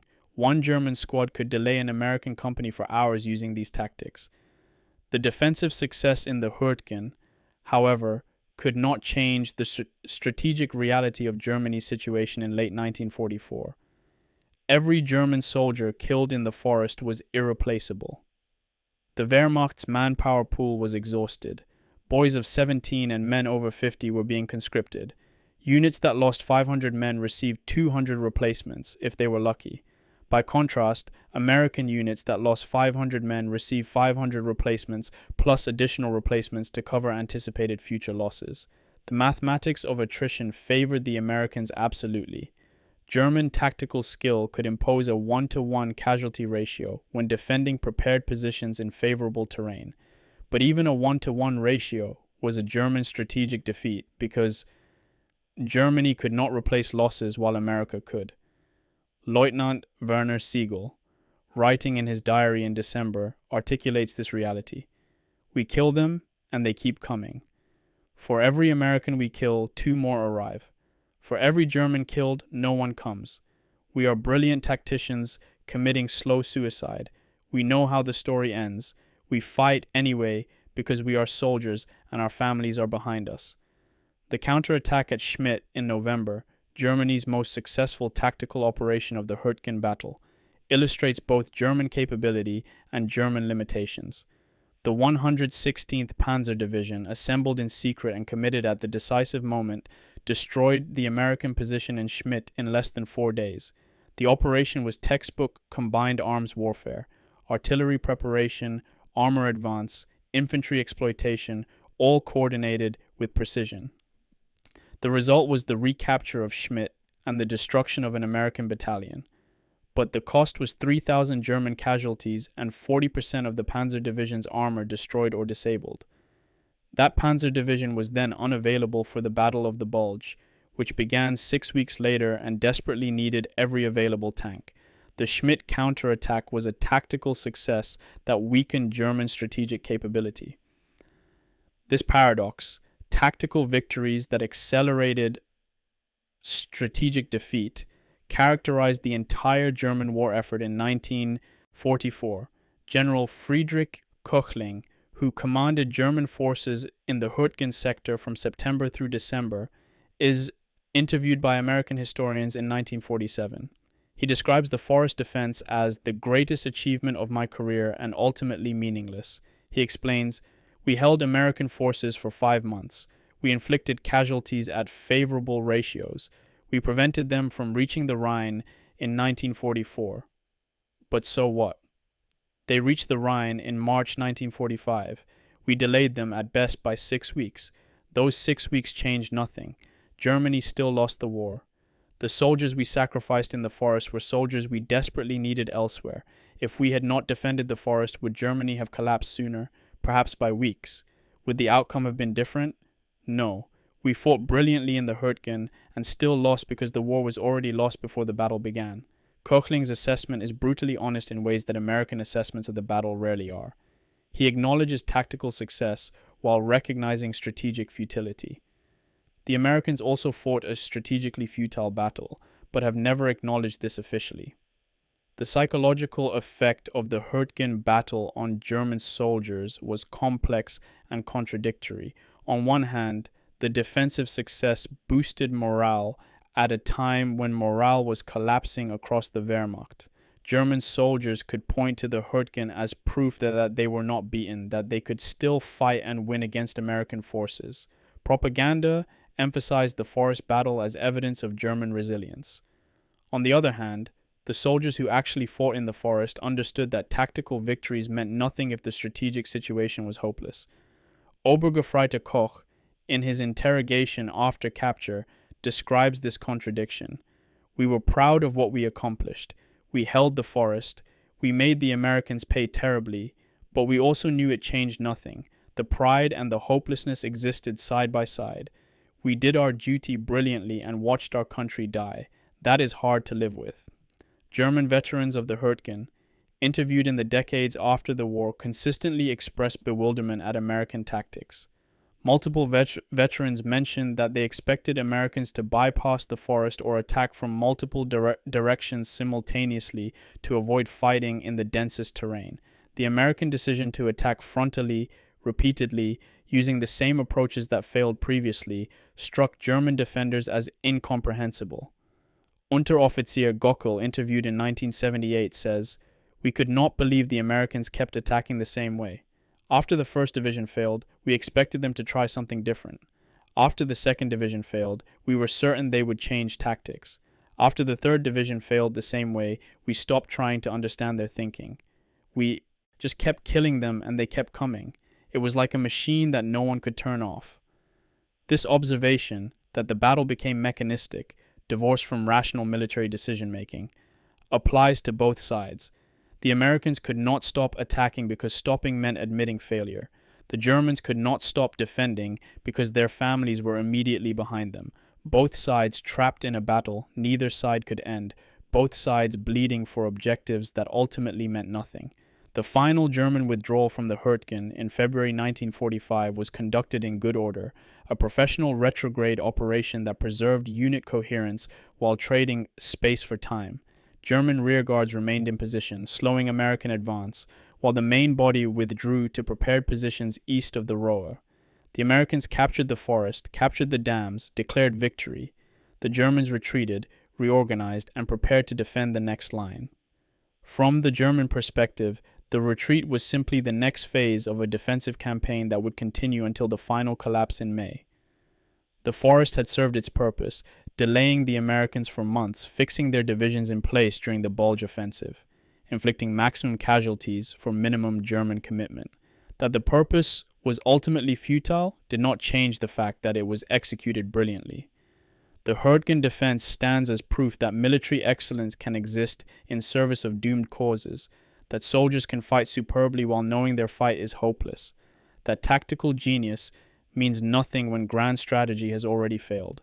The German soldiers who died in the Hürtgen died for nothing, just as the American soldiers died for nothing, but they died demonstrating a level of military competence that their enemies, despite all their advantages, could not match in that particular place and time. 1946. The Valley Forge Army Hospital in Pennsylvania admits a 23-year-old former corporal named James Hendricks to its psychiatric ward. Hendricks was found by medics in the Hürtgen Forest in November of 1944, curled under a tree, catatonic, covered in his own waste.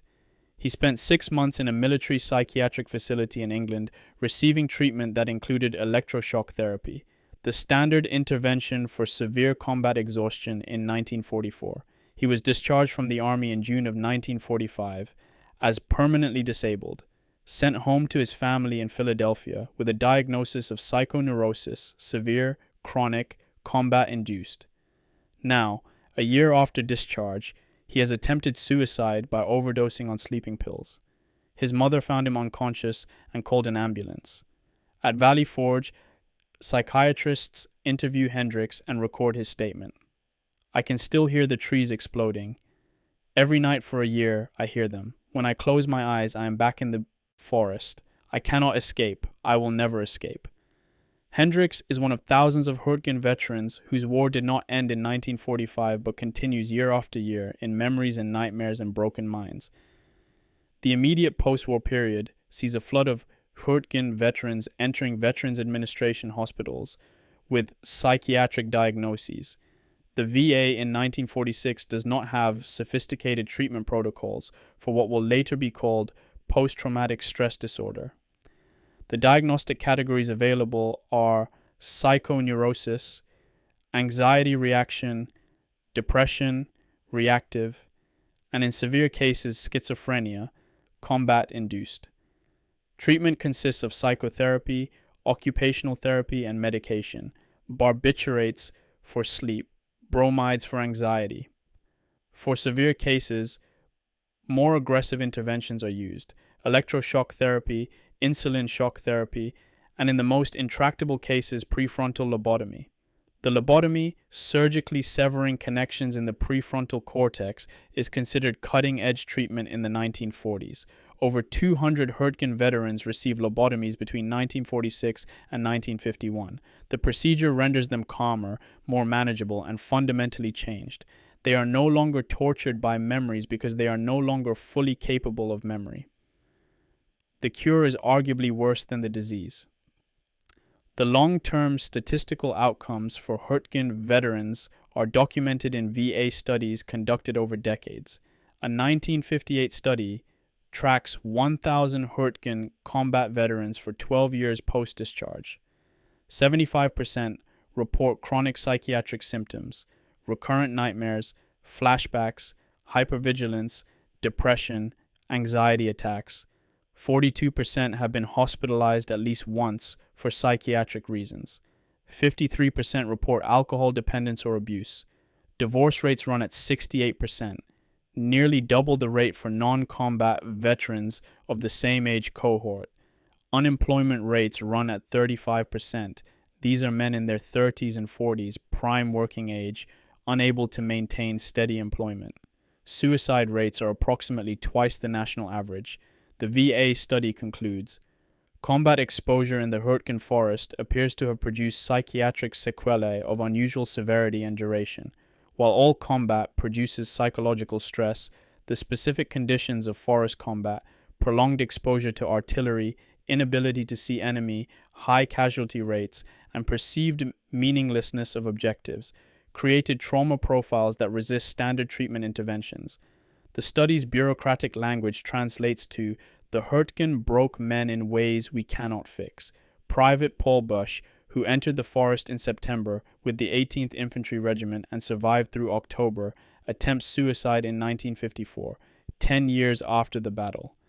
He survives and commits himself voluntarily to a VA psychiatric hospital. His intake interview notes, patient reports constant intrusive memories of forest combat, states he hears trees exploding when exposed to loud noises, avoids forested areas completely, cannot enter wooded parks without severe anxiety, sleep disrupted by nightmares 4 to 5 nights per week. Patient expresses guilt over surviving when so many died, questions why he was spared. Patient states, I have been dead since 1944. My body just has not stopped yet. Boesch remains hospitalized for 8 months, receives group therapy with other combat veterans, shows some improvement. He is released with ongoing outpatient treatment. He will never fully recover but learns to function.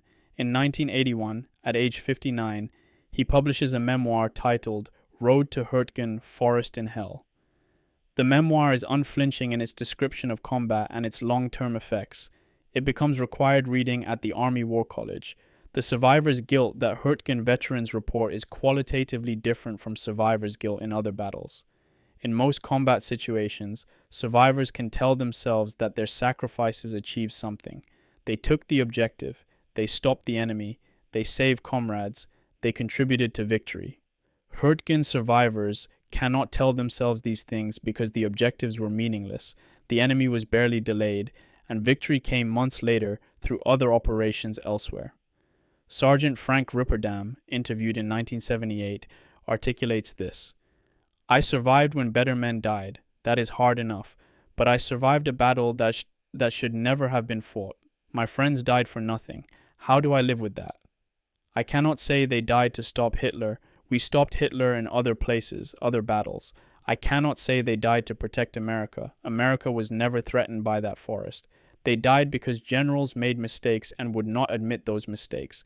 That is the truth, and the truth makes their deaths meaningless, and that is unbearable.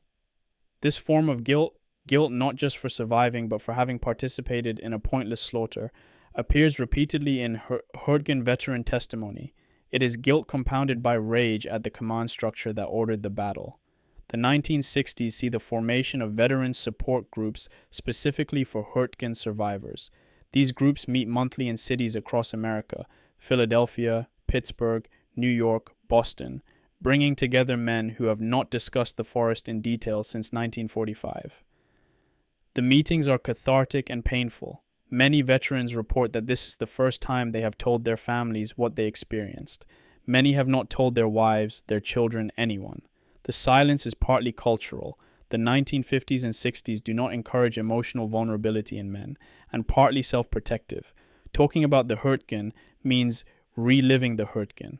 But the support groups provide a space where veterans can speak to people who understand, who were there, who do not need explanations. A typical meeting involves 10 to 20 veterans sitting in a church basement or VFW hall, drinking coffee, smoking cigarettes, and slowly, haltingly telling their stories. Many cry, many become angry. All find some relief in shared experience. Colonel Buck Lanham, who commanded the 22nd Infantry Regiment in the forest, and was relieved for insufficient aggressive spirit, after his regiment suffered 60% casualties, grants his first extensive interview about the Hürtgen in 1978, 33 years after the battle. The interviewer is a military historian working on a comprehensive study of the campaign. Lanham, now 76 years old, speaks for 4 hours. He describes the tactical situation, the casualties, the impossible orders. Then he describes his relief. Being fired was the best thing that happened to me in the war. I could not order another man into those trees. I had sent 3,000 men into that forest. 1,000 came out. The orders kept coming. Attack, advance, take the next objective. I could not do it anymore. When General Barton relieved me, I felt guilty for abandoning my men. Now I feel grateful that I was removed before I had to order more men to die pointlessly. The men I sent into the forest haunt me, but at least the number stopped at 1,000. That is cold comfort, but it is the only comfort I have. Lanham dies in 1982. His obituary in the New York Times mentions his distinguished military career but does not mention the Hürtgen Forest. The physical wounds from the Hürtgen, amputations, blindness, paralysis, are visible and documented. The VA provides disability compensation, prosthetics, rehabilitation services. These veterans are recognized as wounded warriors. The psychiatric wounds are less visible and less consistently recognized. In the 1950s and 60s, the VA is reluctant to grant full disability for psychiatric conditions, viewing them as less legitimate than physical wounds. Veterans with clear PTSD symptoms, nightmares, flashbacks, hypervigilance, are often denied full disability and told their conditions are not service-connected or are constitutional rather than combat-induced. This creates a second betrayal. First, the Army ordered them into a battle that broke their minds. Second, the VA refuses to acknowledge that the breaking was real. Many Hürtgen veterans abandon their disability claims after years of fighting bureaucracy. They live with their symptoms, self-medicate with alcohol, and die young. Only in the 1980s, after PTSD is formally recognized as a diagnostic category, do VA attitudes begin to change. 1984. The first organized pilgrimage of American Hürtgen veterans to the forest takes place. 40 men, most in their 60s, traveled to Germany to walk the trails.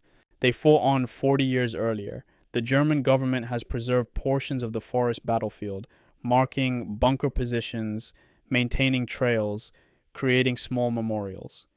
The German town of Vossenack hosts the American veterans, provides translators and guides.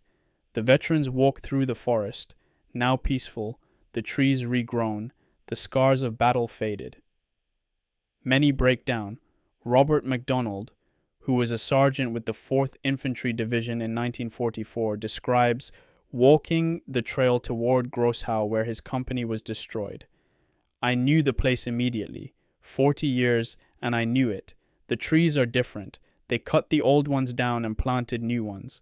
But the land is the same. I stood where Cooper died from the wooden splinter through his chest. I stood where Williams was blinded by tree burst. I stood where I stopped being a whole human being. I am 63 years old, and I cried like a child. My wife held me. She finally understood what the war took from me. The reunion between American and German veterans at the 1984 pilgrimage is awkward but ultimately moving. Several German veterans who fought in the forest attend the ceremonies. They are the same age as the Americans, men in their 60s, survivors of a war they fought on opposite sides. They shake hands. They exchange stories through translators. They recognize in each other the same haunted look, the same weight of memory. Obergefreiter Heinz Koch, now a retired shopkeeper in Düren, speaks with American veterans. We killed each other for a forest that meant nothing.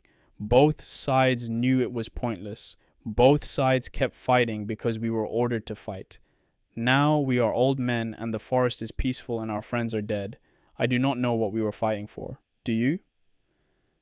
The American veterans have no answer because there is no answer. They fought because they were ordered to fight. The orders were wrong, but soldiers do not question orders until it is too late. The children and grandchildren of Hürtgen veterans often report not knowing their fathers or grandfathers fought in the battle.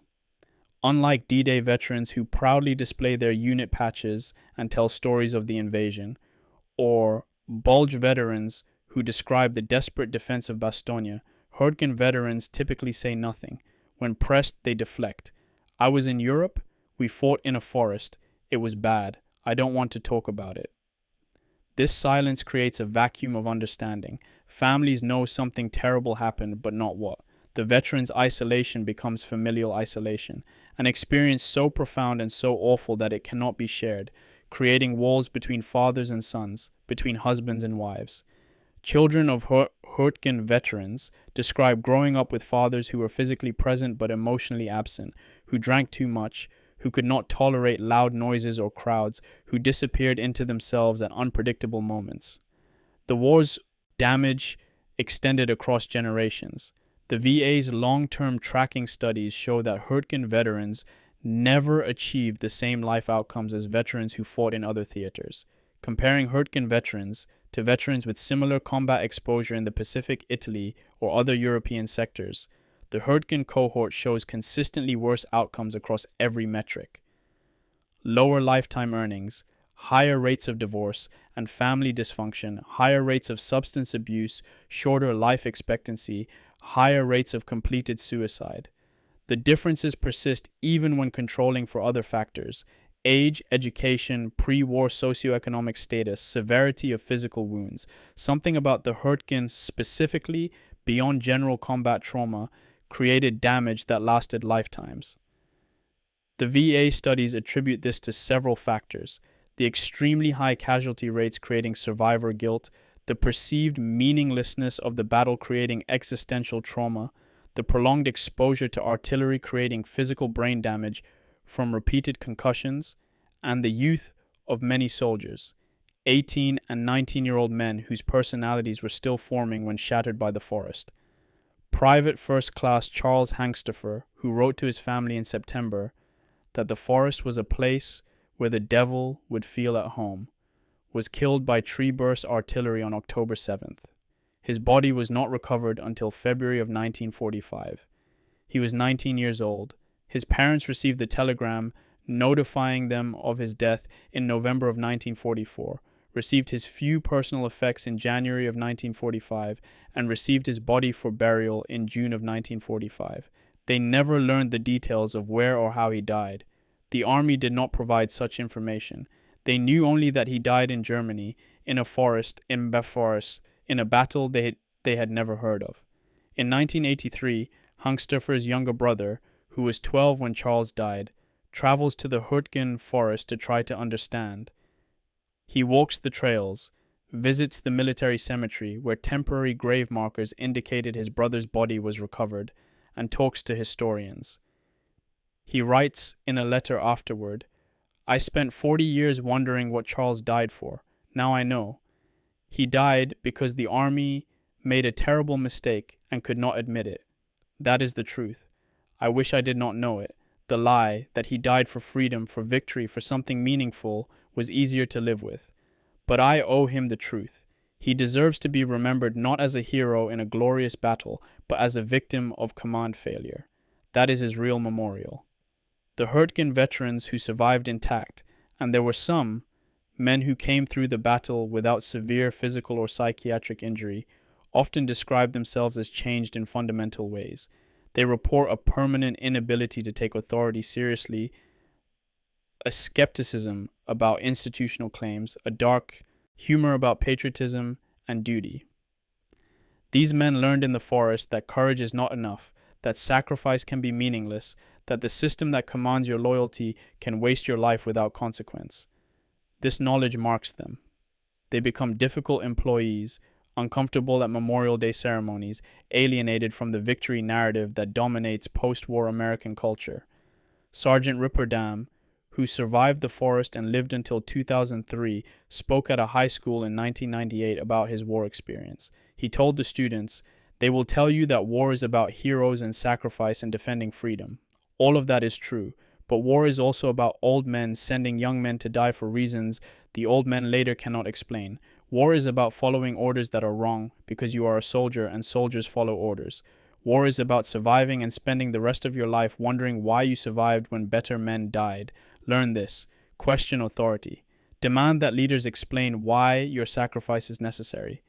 And never, ever let anyone tell you that all sacrifices are noble. Some sacrifices are just waste. The Hürtgen Forest taught me that." The school did not invite him back to speak again. 1992.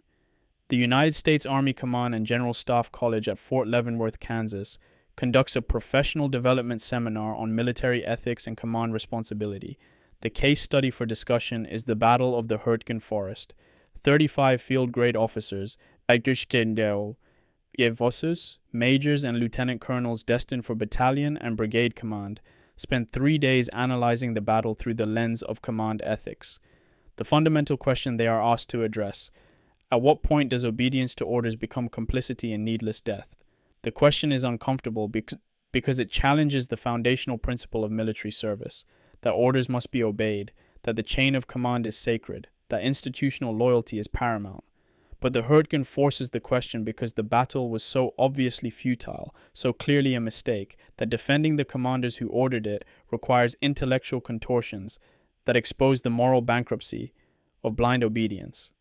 The ethical framework for analyzing command responsibility begins with the Nuremberg principles established after World War II when Allied courts prosecuted German officers for war crimes.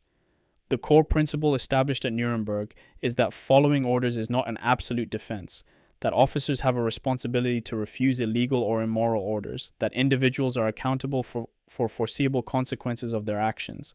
But Nuremberg dealt with atrocities: genocide, deliberate targeting of civilians, violations of the laws of war. The Hürtgen was not an atrocity in that sense. It was simply an extraordinarily incompetent military operation that killed tens of thousands of soldiers. Does incompetence rise to the level of criminal negligence? At what point does a commander's failure to halt a failing operation become a violation of his duty to his soldiers? These questions have no clear legal answers, but they have moral weight that cannot be dismissed. The reasonable commander standard asks what a competent officer, possessing the information available at the time, should have concluded about the Hürtgen operation. This standard is applied in courts martial for dereliction of duty. Did the officer's decisions fall within the range of reasonable professional judgment, or did they represent such gross negligence that they constitute criminal misconduct? Applying this standard to the Hürtgen requires examining what commanders knew and when they knew it. By late September 1944, after 2 weeks of operations, Corps and Army commanders knew that casualty rates were unsustainable, that the forest terrain negated American advantages, that German defenses were stronger than anticipated, and that alternatives to frontal assault existed. With this knowledge, the decision to continue the offensive falls outside the range of reasonable judgment. It represents institutional momentum overriding professional competence. But no court-martial was ever convened because the officers who made these decisions were generals, and generals are not court-martialed for strategic failures. The moral philosophy of utilitarianism, the greatest good for the greatest number, provides another framework for judgment. A utilitarian analysis asks, did the Hürtgen operation produce benefits that outweighed its costs? The costs are clear: 33,000 American casualties, 9 divisions rendered combat ineffective, months of combat power diverted from more productive operations. The benefits are murky. The forest was eventually cleared. The dams were eventually captured, though destroyed by Germans, and German forces were delayed by approximately 6 weeks. A strict utilitarian calculation suggests the operation was not justified. The costs far exceeded the benefits. But military operations are not conducted according to utilitarian calculus. They are conducted according to strategic necessity as perceived by commanders. The question becomes, did commanders reasonably believe the operation would produce benefits justifying its costs? By late October, after 2 divisions had been destroyed, that belief was no longer reasonable. Continuing the operation after that point was not strategic calculation, but sunk cost fallacy, the refusal to abandon a failing course because of resources already invested. The duty of care that commanders owe to their soldiers is enshrined in military law and tradition. A commander's responsibility is not just to accomplish the mission, but to accomplish the mission with minimum unnecessary loss of life. This creates tension because all military operations involve risk and potential casualties. But unnecessary is the key word. The Hürtgen casualties were unnecessary because alternatives existed: bypassing the forest, containing it with minimal forces, attacking from different directions. These alternatives were known and available but not chosen. This represents a failure of the duty of care. Commanders chose a course of action that maximized risk to soldiers while minimizing risk to their own careers. Stopping the operation would have meant admitting error, which would have harmed their professional standing. This prioritization of institutional reputation over soldier welfare is a violation of command ethics. The counter-argument presented by defenders of the Hürtgen commanders rests on several claims. First, that commanders operated under pressure from higher headquarters for aggressive action and could not halt operations without defying orders. This argument has merit, but is not exculpatory. Commanders have a responsibility to push back against orders that will predictably result in excessive casualties for minimal gain. General Hodges, commanding 1st Army, had the authority to recommend halting the operation to General Bradley at 12th Army Group. Bradley had the authority to escalate the issue to Eisenhower. That they did not do so represents a failure of moral courage. Second, defenders argue that commanders could not have known with certainty that the operation would fail. This argument is disingenuous. By late October, 2 divisions had been destroyed attempting the same operation. The pattern was clear. Continuing to attack in the same manner expecting different results was not optimism, it was delusion. The comparison to World War I is unavoidable and damning. The Hürtgen has been called Passchendaele with tree bursts, a reference to the 1917 battle where British commanders ordered repeated attacks into Belgian mud, suffering 400,000 casualties to advance 5 miles. Passchendaele is now universally recognized as a command failure, an example of generals sacrificing soldiers through stubborn refusal to admit their strategy was flawed. Yet at the time, Passchendaele was defended by British commanders as necessary attrition warfare. History has judged them harshly. The Hürtgen commanders deserve the same judgment. They repeated the errors of World War I, frontal assaults on prepared positions, refusal to adapt tactics, continuation of operations despite unsustainable casualties, 27 years after those errors should have been learned. This is not just failure. This is inexcusable failure born of willful ignorance. The question of institutional accountability reveals the deepest ethical problem. Not one general who planned or ordered the Hürtgen offensive faced any negative career consequences. Hodges was promoted. Collins became Army Chief of Staff. The division commanders who were relieved, Barton, Lanham, at regimental level, were relieved for tactical failures, not for questioning the strategic wisdom of the operation. The message sent to the officer corps was clear. It is better to fail while following orders than to succeed while questioning orders. This creates a toxic incentive structure that encourages blind obedience and punishes professional dissent. An ethical military institution would have investigated the Hürtgen, identified command failures, and held senior leaders accountable. Instead, the Army classified records, suppressed criticism, and moved on. This institutional failure to learn perpetuated the conditions that made the Hürtgen possible and made future similar failures inevitable. The philosophical question of obedience versus conscience is at the heart of the Hürtgen's ethical dimension. Soldiers are trained to obey orders without question because military effectiveness requires instant obedience under stress. But absolute obedience produces atrocities when orders are immoral and incompetence when orders are stupid. The ethical soldier must balance obedience with judgment, loyalty with responsibility, duty to the institution with duty to comrades. The junior officers and NCOs in the Hürtgen faced impossible choices: obey orders that they knew would get their men killed, or refuse orders and face court-martial for disobedience. Most chose obedience because that is what soldiers are trained to do. Their choice was ethical within the framework of military culture, but the framework itself was unethical because it provided no mechanism for questioning strategic incompetence. The soldiers who died obeying orders are blameless. The commanders who gave those orders are not. Modern military ethics instruction uses the Hürtgen as a case study precisely because it poses questions that have no comfortable answers. Captain James Wilson, teaching at West Point in 2015, describes showing his cadets casualty statistics from the Hürtgen and asking, "If you were a battalion commander in November 1944, knowing what you knew then, would you have refused orders to attack?" Most cadets say they would have obeyed orders because disobeying is not an option for professional soldiers. Wilson then asks, "Would you have been right to obey?" The cadets struggle. They understand that obedience led to catastrophic casualties for no gain, but they also understand that a military cannot function if officers pick and choose which orders to follow. The tension is unresolvable within military ethics as traditionally conceived. Wilson tells his cadets, "The Hürtgen teaches that sometimes there is no right answer, only degrees of wrong. Your duty is to minimize the wrong as best you can within your level of command, and if you reach high rank, your duty is to create a culture where subordinates can question stupid orders without being relieved. That culture did not exist in 1944. It barely exists now."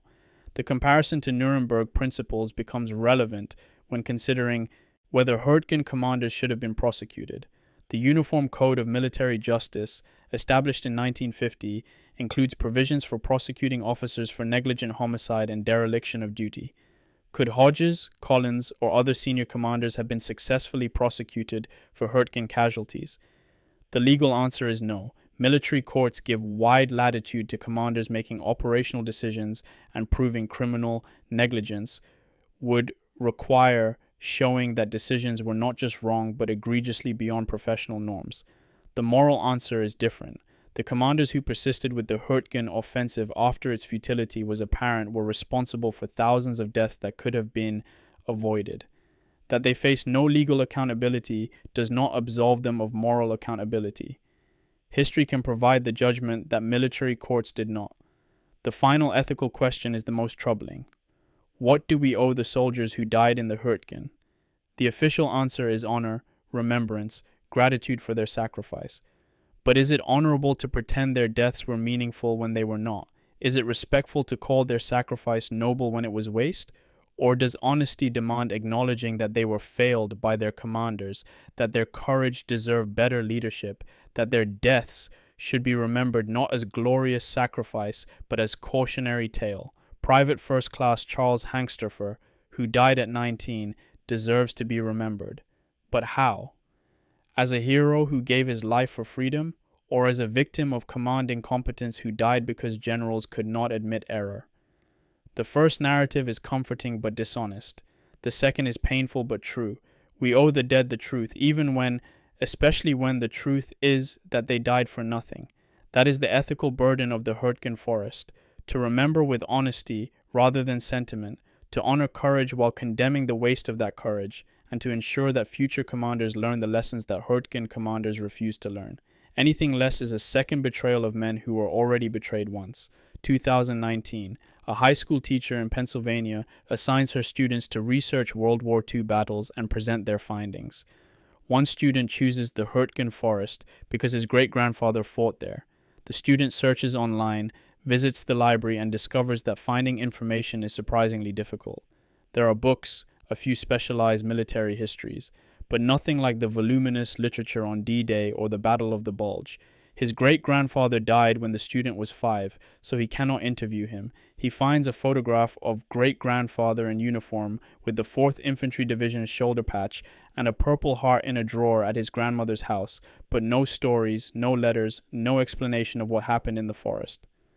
The student presents what he can piece together to his class: that there was a battle, that it lasted months, that tens of thousands died, that his great-grandfather was wounded there. His classmates have never heard of the Hürtgen Forest. The teacher has never heard of the Hürtgen Forest. After class, she searches for the battle online and is shocked by what she finds. How could a battle that killed 33,000 Americans be so forgotten?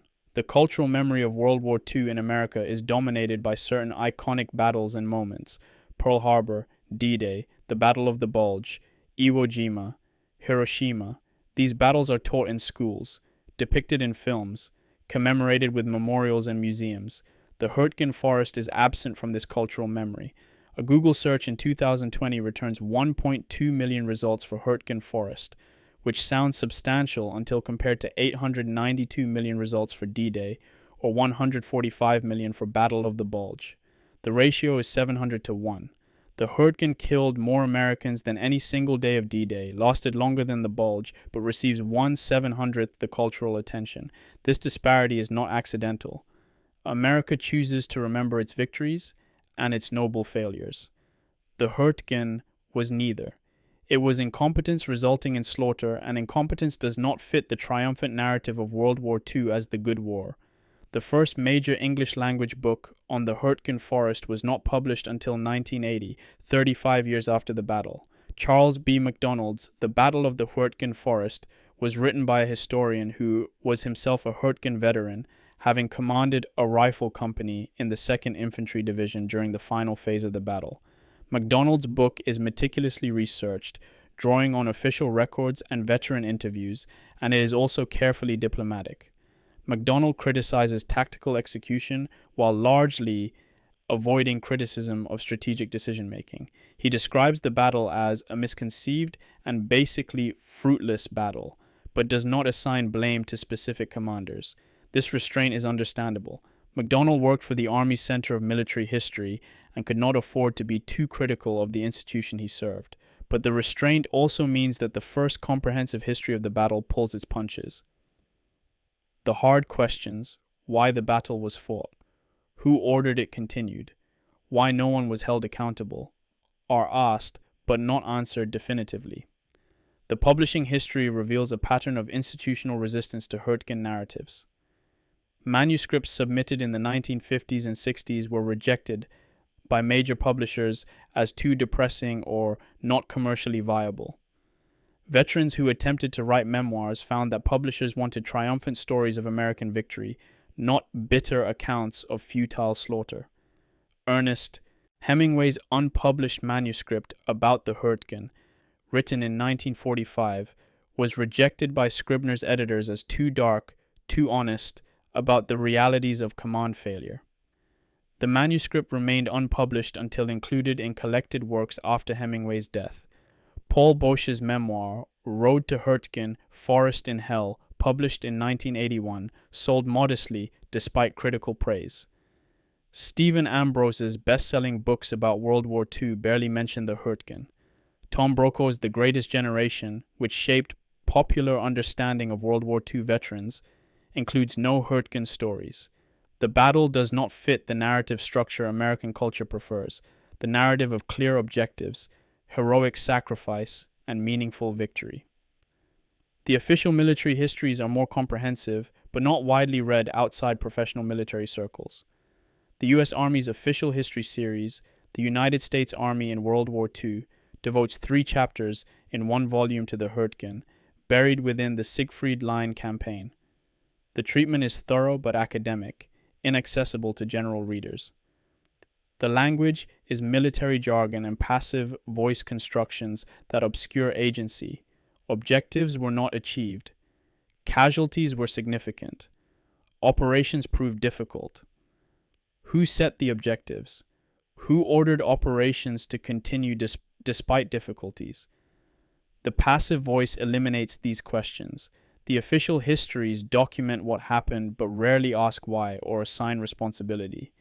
This serves institutional purposes, protecting the Army's reputation, avoiding controversy, but it fails the test of historical honesty. The commemoration disparity is stark. The National World War II Memorial in Washington, D.C., dedicated in 2004, includes no specific mention of the Hürtgen Forest. The U.S. Army has named 11 major installations after World War II generals: Fort Bragg, Fort Hood, Fort Benning, and others. None are named for anyone associated with the Hürtgen because there are no heroes from that battle, only survivors and victims. The Congressional Medal of Honor, America's highest military decoration, was awarded 64 times for actions on D-Day. It was awarded only twice for actions in the Hürtgen Forest over 5 months of combat. The disparity reflects not the relative courage of soldiers. Hürtgen soldiers were no less brave, but the relative willingness of the army to celebrate actions in each battle. D-Day was glorious triumph. The Hürtgen was embarrassing failure. Glory is commemorated. Embarrassment is forgotten. The German memory of the Hürtgen is notably more comprehensive than the American memory. German military historians recognize the battle as one of the Wehrmacht's few defensive successes in the West. German museums in the Rhineland include exhibits on the forest fighting, with detailed maps, artifacts, and explanations of defensive tactics. The German town of Vossenack maintains a small museum dedicated to the battle, with exhibits from both German and American perspectives. German hiking trails through the forest include historical markers explaining what happened at specific locations. The German approach to memory is more willing to engage with difficult topics, perhaps because Germany has spent 75 years confronting its World War II history and understands that honest memory requires acknowledging failure as well as success. American memory of World War II remains more sanitized, more triumphant, less willing to confront uncomfortable truths like the Hürtgen. The Hürtgen Forest Veterans Association, founded in 1947, was a small organization that never exceeded 2,000 members, a tiny fraction of the 100,000 soldiers who cycled through the battle. The association held annual reunions through the 1990s, with attendance declining as members aged. By 2000, most survivors were in their 70s and 80s. By 2010, most were dead. The association formally disbanded in 2015 when remaining members were too elderly to organize meetings. With the death of the veterans came the death of living memory. The last Hürtgen veteran died in 2019 at age 96.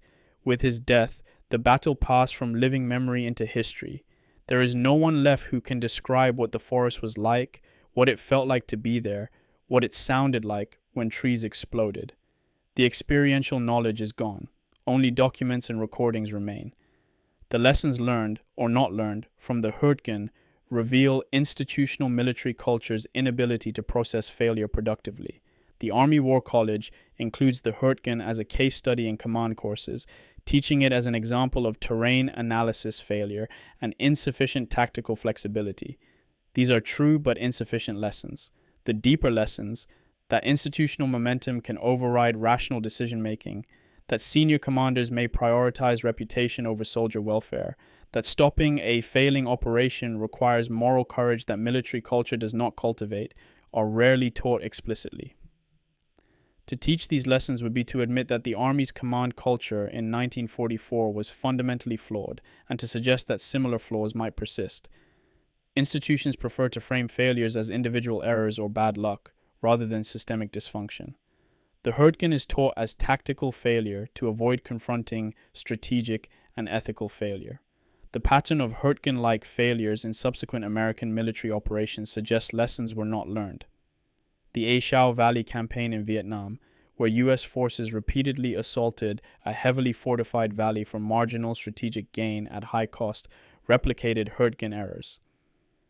The Battle of Wanat in Afghanistan in 2008, where a small American outpost was overrun after commanders ignored warnings about insufficient force protection, showed similar disconnection between frontline reality and command decision-making.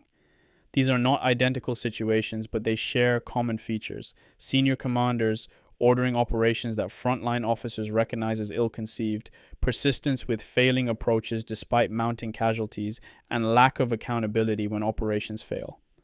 The Hürtgen should have taught the Army to question operational assumptions, to empower frontline commanders to push back against bad orders, and to hold senior leaders accountable for foreseeable failures. Instead, the institutional culture remains one where obedience is valued above judgment, and where admitting error remains career suicide. The question of what we owe the Hürtgen dead remains unresolved. The traditional answer, honor, remembrance, gratitude, feels inadequate because it implies their deaths were meaningful when they were not. Do we honor them by perpetuating the lie that they died for a worthy cause? Or do we honor them by telling the truth that they were wasted by command failure? The latter is more honest but also more painful for families who need to believe their loved ones' deaths had purpose. This tension is irresolvable. Perhaps the best we can do is what historian Stephen Ambrose suggested. Honor the courage while condemning the waste. Remember the soldiers while indicting the generals. The men who fought in the Hürtgen were brave, competent, and committed. They deserved leadership equal to their courage. They did not receive it. That is the truth. It is a harsh truth, but it is the truth the dead deserve. The Hürtgen forest today is peaceful. The trees have regrown, modern firs replacing the ones destroyed in the battle. The trails are used by hikers and mountain bikers. The bunkers remain, slowly crumbling under moss and roots, visited occasionally by history enthusiasts with metal detectors.